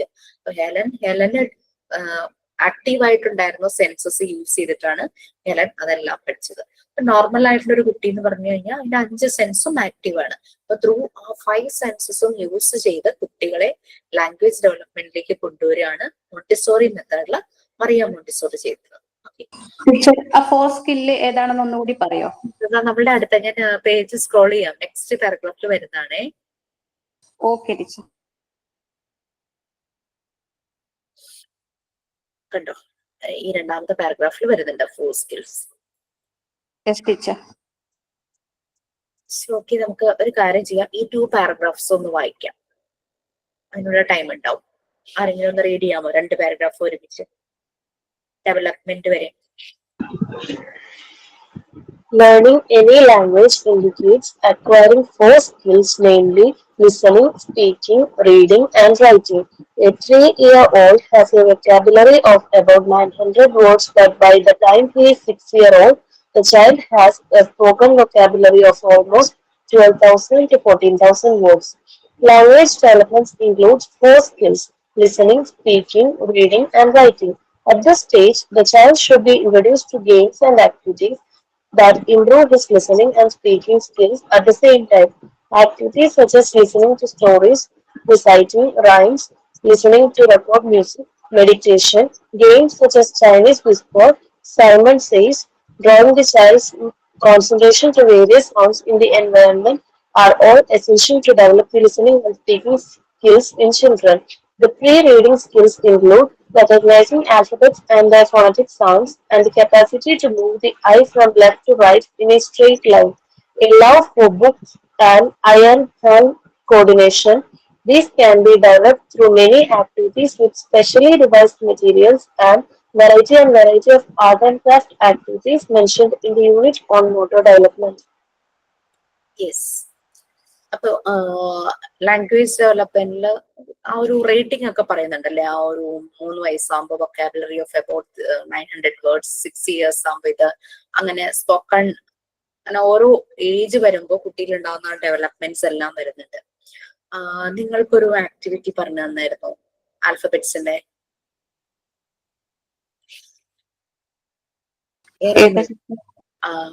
അതായത് ഓരോ ലെറ്റർ വെച്ചിട്ട് മാക്സിമം എത്ര വേർഡ്സ് ആണോ അത്. ഞാൻ കൊടുത്തിരുന്നത് മിനിമം ഒരു 25 വേർഡ്സ് എന്നുള്ള രീതിയിലായിരുന്നു. എ എന്നുള്ള ലെറ്ററിൽ സ്റ്റാർട്ട് ചെയ്യുന്ന മിനിമം 25 വേർഡ്സ്. അത് നമ്മളുടെ കുഞ്ഞുങ്ങൾക്ക് ഫെമിലിയർ ആവുന്ന രീതിയിൽ, അവർക്ക് പെട്ടെന്ന് ഡൈജസ്റ്റ് ആവുന്ന രീതിയിലുള്ള 25 വേർഡ്സ്. അത് മിനിമം ആണ്. നിങ്ങൾക്ക് കൂടുതൽ കിട്ടുവാണെങ്കിൽ you can improve your language area, like vocabulary നമുക്ക് ഇംപ്രൂവ് ചെയ്യാനായിട്ട് പറ്റും. നമുക്ക് കൂടുതൽ എഴുതി വെക്കാം, കുഞ്ഞുങ്ങൾക്ക് ഫെമിലിയർ ആയതിരുന്നോട്ടെ. അത് കൂടാതെ നമ്മൾക്ക് കിട്ടുന്നത് ഒരു ഡയറിയിലോ ഒരു നോട്ട്ബുക്കിലോ എക്ക് വേണ്ടിയിട്ട് കുറച്ച് പേജസ് വെച്ചിട്ട് എയിൽ സ്റ്റാർട്ട് ചെയ്യുന്ന വേർഡ്സ് മാക്സിമം എഴുതി വെക്കുക, ബിയിൽ സ്റ്റാർട്ട് ചെയ്യുന്ന വേർഡ്സ് മാക്സിമം എഴുതി വെക്കുക. അങ്ങനെ ഇസഡ് വരെ നമുക്ക് എഴുതാം. നമുക്കൊരു വൊക്കാബുലറി നമ്മളുടെ ഒരു അതുപോലെ നമുക്കൊരു ഡയറി പോലെയോ നോട്ട്ബുക്ക് പോലെയോ സൂക്ഷിക്കാം. പിന്നെ അതുപോലെ തന്നെ വീട്ടിലോ ഉള്ള മെമ്പേഴ്സ് ആയിട്ട് ഒരു ആക്ടിവിറ്റി ചെയ്യാം. First letter word puzzle. ഇപ്പം എയിൽ സ്റ്റാർട്ട് ചെയ്യുന്ന വേർഡ് ഒരാൾ പറയുന്നു, അടുത്ത ആളും എയിൽ സ്റ്റാർട്ട് ചെയ്യുന്ന വേർഡ് പറയുന്നു. അങ്ങനെ മാക്സിമം നമ്മൾ കുറെ വേർഡ്സ് നമുക്ക് കിട്ടും. അതുപോലെ തന്നെ ബി, അങ്ങനെ ഇസഡ് വരെ ചെയ്യാം ആക്ടിവിറ്റി ആയിട്ട്. പിന്നെ എൻ ലെറ്റർ വേർഡ് പസിൽ. അപ്പം എയിൽ സ്റ്റാർട്ട് ചെയ്യുന്ന ഒരു വേർഡ് ഞാൻ പറഞ്ഞു, എയറോപ്ലെയിൻ. അപ്പൊ അതിന്റെ എൻ ലെറ്റർ ഇ ആണ്. അപ്പൊ നെക്സ്റ്റ് ആള് ഇയിൽ സ്റ്റാർട്ട് ചെയ്യുന്ന പറയണം. അപ്പൊ അയാള് പറയുന്ന വേർഡിന്റെ എൻ ലെറ്റർ എന്താണോ അതില് അടുത്ത ആള് പറയണം. അങ്ങനെ ഒരു ആക്ടിവിറ്റി ചെയ്യാം. ഇതൊക്കെ നമുക്ക് ക്ലാസ് റൂമിൽ ചെയ്യാൻ പറ്റുന്നതാണ്. നമുക്ക് നെക്സ്റ്റ് ഡേയിൽ വേണമെങ്കിൽ ഒന്ന് പ്രാക്ടീസ് ചെയ്യാം. നിങ്ങൾക്ക് വീട്ടിൽ കുട്ടികളുമായിട്ട് ചെയ്യാം. അങ്ങനെ ആ രീതിയിൽ. യെസ്, പറഞ്ഞിരുന്നോ? മിനിമം 5 എന്നാണ് പറഞ്ഞിരുന്നത്. സ്റ്റാർട്ടിംഗ് വേർഡ് ആക്ടിവിറ്റി എന്ന് പറഞ്ഞിട്ട് A to Z. മിനിമം ആണ്. 5 ആണോ ഞാൻ പറഞ്ഞേ? ഓക്കെ. മാക്സിമം നിങ്ങൾ എഴുതി വെച്ചു. നല്ലൊരു സെറ്റ് തന്നെയാണ്. ഓക്കെ. പിന്നെ ഇതില് കുട്ടികളെ കൊണ്ട് പല രീതിയിലുള്ള സ്കിൽസ് ഇംപ്രൂവ് ചെയ്യാനായിട്ട്, സ്പീക്കിംഗ്, ലിസണിങ് സ്കില്ലെല്ലാം ഇംപ്രൂവ് ചെയ്യാൻ ആക്ടിവിറ്റീസ് കൊടുക്കും, സ്റ്റോറീസ് കൊടുക്കാം. പിന്നെ അവരെ കൊണ്ട് തന്നെ സ്റ്റോറി പറയിപ്പിക്കാം, റൈംസ്, പിന്നെ മ്യൂസിക് കേൾപ്പിക്കാം, മെഡിറ്റേഷൻ ചെയ്യിക്കാം, പല രീതിയിലുള്ള ഗെയിംസ് ലൈക്ക് ചൈനീസ് വിസ്പർ എന്ന് പറഞ്ഞാൽ അറിയാമോ? അറിയായിരിക്കുമല്ലോ. ഒരു സ്റ്റാർട്ട് ചെയ്യുന്ന ആള് ഒരു വേർഡ് അടുത്തിരിക്കുന്ന ആളുടെ ചെവിയിൽ പറയും. ഏറ്റവും ഭയങ്കര സോഫ്റ്റ് ആയിട്ട് പറയണം. അയാൾ അത് ഒരു പ്രാവശ്യം പറയുള്ളൂ, റിപ്പീറ്റ് ചെയ്യില്ല, അടുത്ത ആളോട് പറയും. അങ്ങനെ പറഞ്ഞ് ലാസ്റ്റ് എത്തുമ്പോഴേക്കും പറഞ്ഞ വേർഡ് ആയിരിക്കില്ല, വേറെ ആയിരിക്കും വരുന്നത്. അങ്ങനെ ആ രീതിയിലൊരു game Chinese Whisper. Simon says എന്ന് പറഞ്ഞു കഴിഞ്ഞാൽ സൈമൺ ആയിട്ട് ഒരാൾ ഇരിക്കും. അയാൾ ഓരോ ആക്ടിവിറ്റി പറയും. പക്ഷെ ആക്ടിവിറ്റി ഇപ്പൊ സ്റ്റാൻഡപ്പ് എന്നാണെങ്കിൽ അതിനു മുമ്പ് ഞാനാണ് സൈമൺ സേസ് എന്ന് പറഞ്ഞ സൈമൺ ആയിട്ടിരിക്കുന്നത് ഞാനാന്ന് വിചാരിക്കുക. Simon says stand up. അപ്പം ബാക്കിയുള്ളവരെല്ലാരും കൂടെ എണീക്കണം. സൈമൺ ആയിട്ടിരിക്കുന്ന ആളുടെ ജോലി എന്ന് പറഞ്ഞു കഴിഞ്ഞാൽ ഇവരെല്ലാം ഔട്ട് ആക്കുക എന്നുള്ളതാണ്. അപ്പൊ ഈ Simon says stand up, Simon says എന്നുള്ള ആ ഒരു സെന്റൻസ് വന്നാൽ മാത്രമാണ് നമ്മൾ ഇയാൾ പറയുന്നത് അനുസരിക്കേണ്ടതുള്ളൂ. അതേസമയം സൈമൺ സേസ് പറയാതെ സിറ്റ് ഡൗൺ എന്ന് പറഞ്ഞു കഴിഞ്ഞാൽ നമ്മൾ ഇരിക്കരുത്. കാരണം അതിന്റെ കൂടെ സൈമൺ സേസും കൂടെ പറയണം. അപ്പൊ ഈ ഔട്ടാക്കാൻ വേണ്ടിയിട്ട് ആദ്യം ഒരു പ്രാവശ്യം സൈമൺ സേസ് സ്റ്റാൻഡപ്പ് എന്ന് പറയും. അത് കഴിഞ്ഞ് നെക്സ്റ്റ് സൈമൺ സേസ് പറയാതെ സിറ്റ് ഡൗൺ എന്ന് പറയുമ്പോഴേക്കും ചിലർ അറിയാണ്ട് പെട്ടെന്ന് ഇരുന്നു പോകും, അവർ ഔട്ടാവും. അങ്ങനത്തെ ഗെയിം മനസ്സിലായോ? യെസ് ടീച്ചർ, ഇതുപോലത്തെ പല ഗെയിമുകളും കണ്ടിട്ടുണ്ട്. ഓക്കെ. അങ്ങനെയുള്ള ഗെയിംസ് ഇതൊക്കെ നമുക്ക് ടീച്ചിങ് പ്രാക്ടീസിനൊക്കെ പോകുമ്പോൾ കുറെയൊക്കെ യൂസ്ഫുൾ ആയിരിക്കും കേട്ടോ. അങ്ങനെ കുറെ അപ്പൊ കുട്ടികൾ എന്താ അവര് ഭയങ്കരമായിട്ട് കേൾക്കാനായിട്ട്, കാരണം സൈമൺ സേസ് വന്നാൽ മാത്രമാണ് അനുസരിക്കേണ്ടതുള്ളൂ. അപ്പൊ അവരുടെ ആ ഒരു ലിസണിങ് സ്കിൽ അവരിങ്ങനെ കോൺസെൻട്രേഷനോടുകൂടി ശ്രദ്ധിക്കും. ബട്ട് ചിലരിങ്ങനെ ആക്ടിവിറ്റി ചെയ്യാനുള്ള ഇതിലങ്ങ് അറിയാണ്ടങ്ങ് ചെയ്തു പോകും. അങ്ങനെ അവർ ഭയങ്കര ഇൻട്രസ്റ്റിംഗ് ആയിരിക്കും. അങ്ങനെയുള്ള കളികൾ, പിന്നെ അതുപോലെ തന്നെ ആൽഫബറ്റ്സ് യൂസ് ചെയ്തിട്ടുള്ള പല ഗെയിംസ്, അങ്ങനെയുള്ളതൊക്കെ നമ്പേഴ്സ് യൂസ് ചെയ്തിട്ടുള്ള പല ഗെയിംസ്, അങ്ങനെയുള്ള കുറെ കാര്യങ്ങളൊക്കെ ചെയ്യിക്കാം. അങ്ങനെ ഞാൻ കുട്ടികളെ കൊണ്ട് ചെയ്യിക്കുന്ന ഒരു നമ്പർ ഗെയിം ഇതായിരുന്നു. നമ്പേഴ്സ് മലയാളത്തിലും ഇംഗ്ലീഷിലും. അതായത് ഇപ്പൊ ഫസ്റ്റ് പറയുന്ന ആൾ ഇംഗ്ലീഷിൽ സ്റ്റാർട്ട് ചെയ്യുവാണെങ്കിൽ സെക്കൻഡ് ആള് ഇപ്പൊ 1 എന്ന് പറഞ്ഞു, അടുത്ത ആള് 2 എന്ന് പറയണം, പിന്നെ 3, നെക്സ്റ്റ് 1 4 എന്ന് പറയണം. അങ്ങനെ കുട്ടികളെ കൊണ്ട് ചെയ്യിക്കുമായിരുന്നു. അപ്പൊ അതിങ്ങനെ നിങ്ങൾക്ക് എന്ത് വേണമെങ്കിലും ആ ഒരു കുട്ടികളുടെ ഏജും അവരുടെ ഒരു പൊട്ടൻഷ്യലൊക്കെ വെച്ചിട്ട് നമുക്ക് അവരെ കൊണ്ട് പല ഗെയിംസും ചെയ്യിക്കും. ഓക്കെ, സൈൻ ഔട്ട് ആരെങ്കിലും ഉണ്ടോ? Yes, ma'am. Reena and Sri Lakshmi.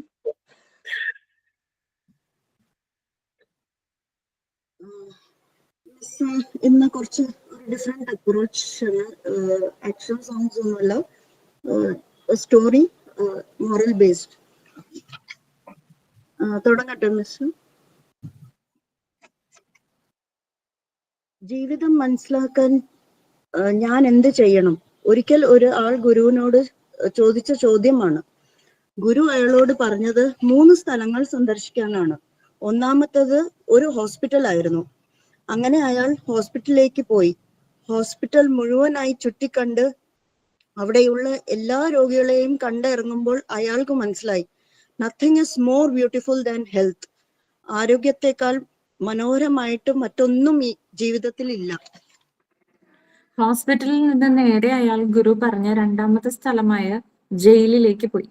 Actually freedom is the most precious thing എന്ന് അയാൾ അവിടെ നിന്ന് തിരിച്ചറിഞ്ഞു. താൻ അനുഭവിച്ചുകൊണ്ടിരിക്കുന്ന സ്വാതന്ത്ര്യത്തിന്റെ ശ്വാസം ഉള്ളിലേക്ക് വലിച്ചെടുത്തുകൊണ്ട് ഗുരു പറഞ്ഞ മൂന്നാമത്തെ സ്ഥലമായ സെമിത്തേരി ലക്ഷ്യമാക്കി അയാൾ നടന്നു. അവിടെ അയാൾ റിയലൈസ് ചെയ്യുകയാണ്, that life is worth nothing. ജീവിതം ഒന്നുമല്ല. The ground we walk on today will be our roof tomorrow. നമ്മൾ ഇപ്പൊ ചവിട്ടി നടക്കുന്ന നിലം നാളെ നമ്മുടെ റൂഫ് ടോപ്പ് ആണെന്ന തിരിച്ചറിവ്. Moral of the story is live life to the fullest. You never know what tomorrow holds. Thank you.